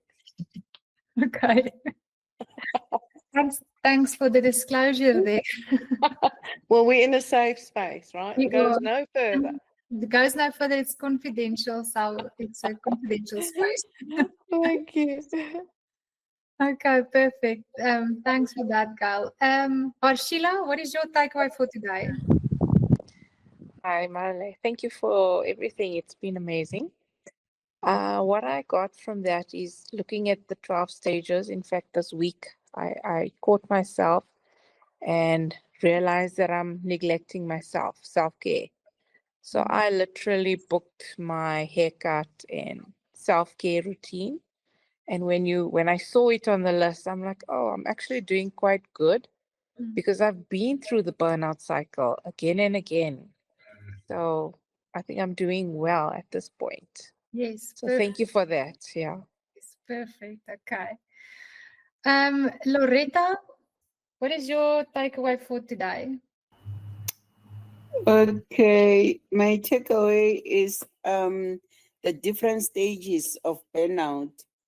I find it to be very helpful because sometimes you can just find yourself dropping down, and yet if you had known before time, you would have improved before you get to that final stage. So yeah, that was very beneficial for me. Okay, perfect. Thanks for sharing that.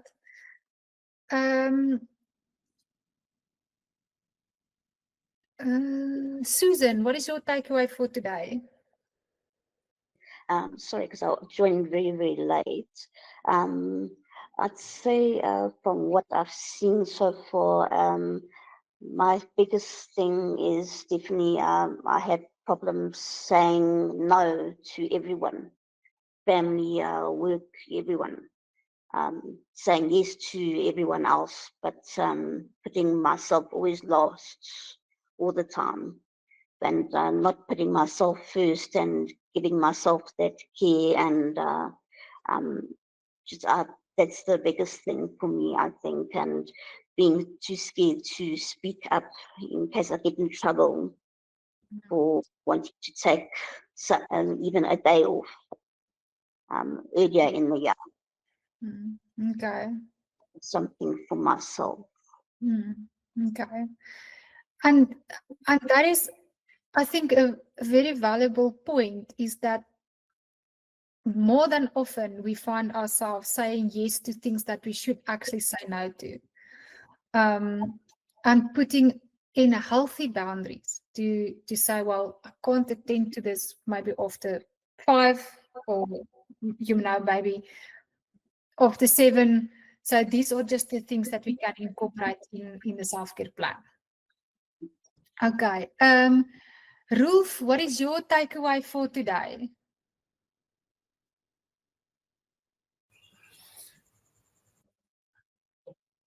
Yes, like I said previously, also, you know, the whole what you've discussed about grief and also mourning was quite interesting, because I think, you know, it's very important. Also, what I've realized again is that the fact that it's not only you know, with regard to death of a loved one, it's all these losses that we're experiencing that we have to grieve. So yes, I have experienced a lot of things that I've taken note of, but yeah, I think it's very good. Thanks for your input in that regard. Okay, thanks for sharing that. Valencia?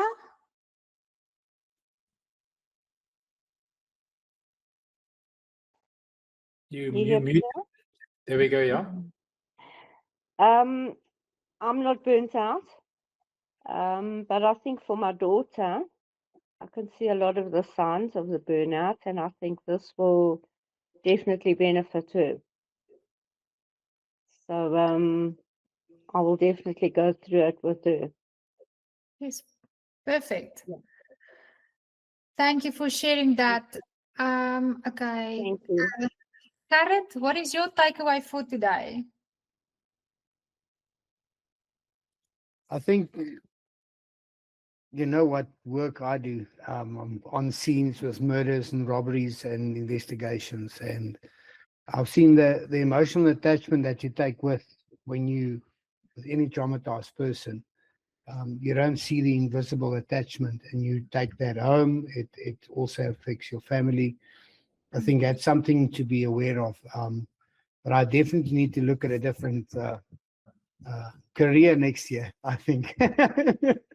If I see, because it's very difficult. If you look at time management, if you look at all the things that you've discussed, somewhere you need to make a decision, and sometimes it will involve the change in your environment or changing your life structure completely, which will also be traumatic. So I'm probably at the level 14 burnout, because I work 18 hours a day.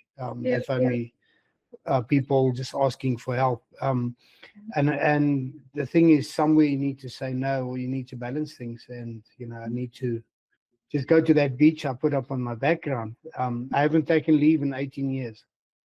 Never. Yeah. Wow. So I think it's time next year to start planning and start relooking my whole life. But I'll make an appointment with Pierre here and start it. I think he's the right candidate for the job. But I just want to thank everybody. What I see everybody's went through and all the trauma. I also lost my mother-in-law this year, my father-in-law, and my mother last year. So, and you keep it in and you pack it away, but it tends to come to a point where you now and say, listen, you can see the dark eyes. What you mentioned is that you tend to burn out, but you don't see it. And then you try to supplement with coke and aspirin and all these things, the old police techniques, but it doesn't work. You need to utilize what you've taught us today. That's all I can see. Everybody here is special. I can see that. But we can only grow from here, I think. Definitely, Gerrit, definitely. Thank you so much. Thank you for sharing that and for attending our session. Okay, I think I have covered. Okay, Gideon, what is your takeaway for today? Marilé, there was a lot of awareness, a lot of understanding. And then on the lighter note, I thought that I can use burnout as an excuse not to do certain things, but I just realized that I don't have burnout. I just don't have clear goals, and I don't have enough work. So I'll just have to fill up my diary with everything so that I feel as if I'm making a contribution. No, it's been very, very insightful. There was a lot of things that you said that actually I thought to myself, shucks, yeah.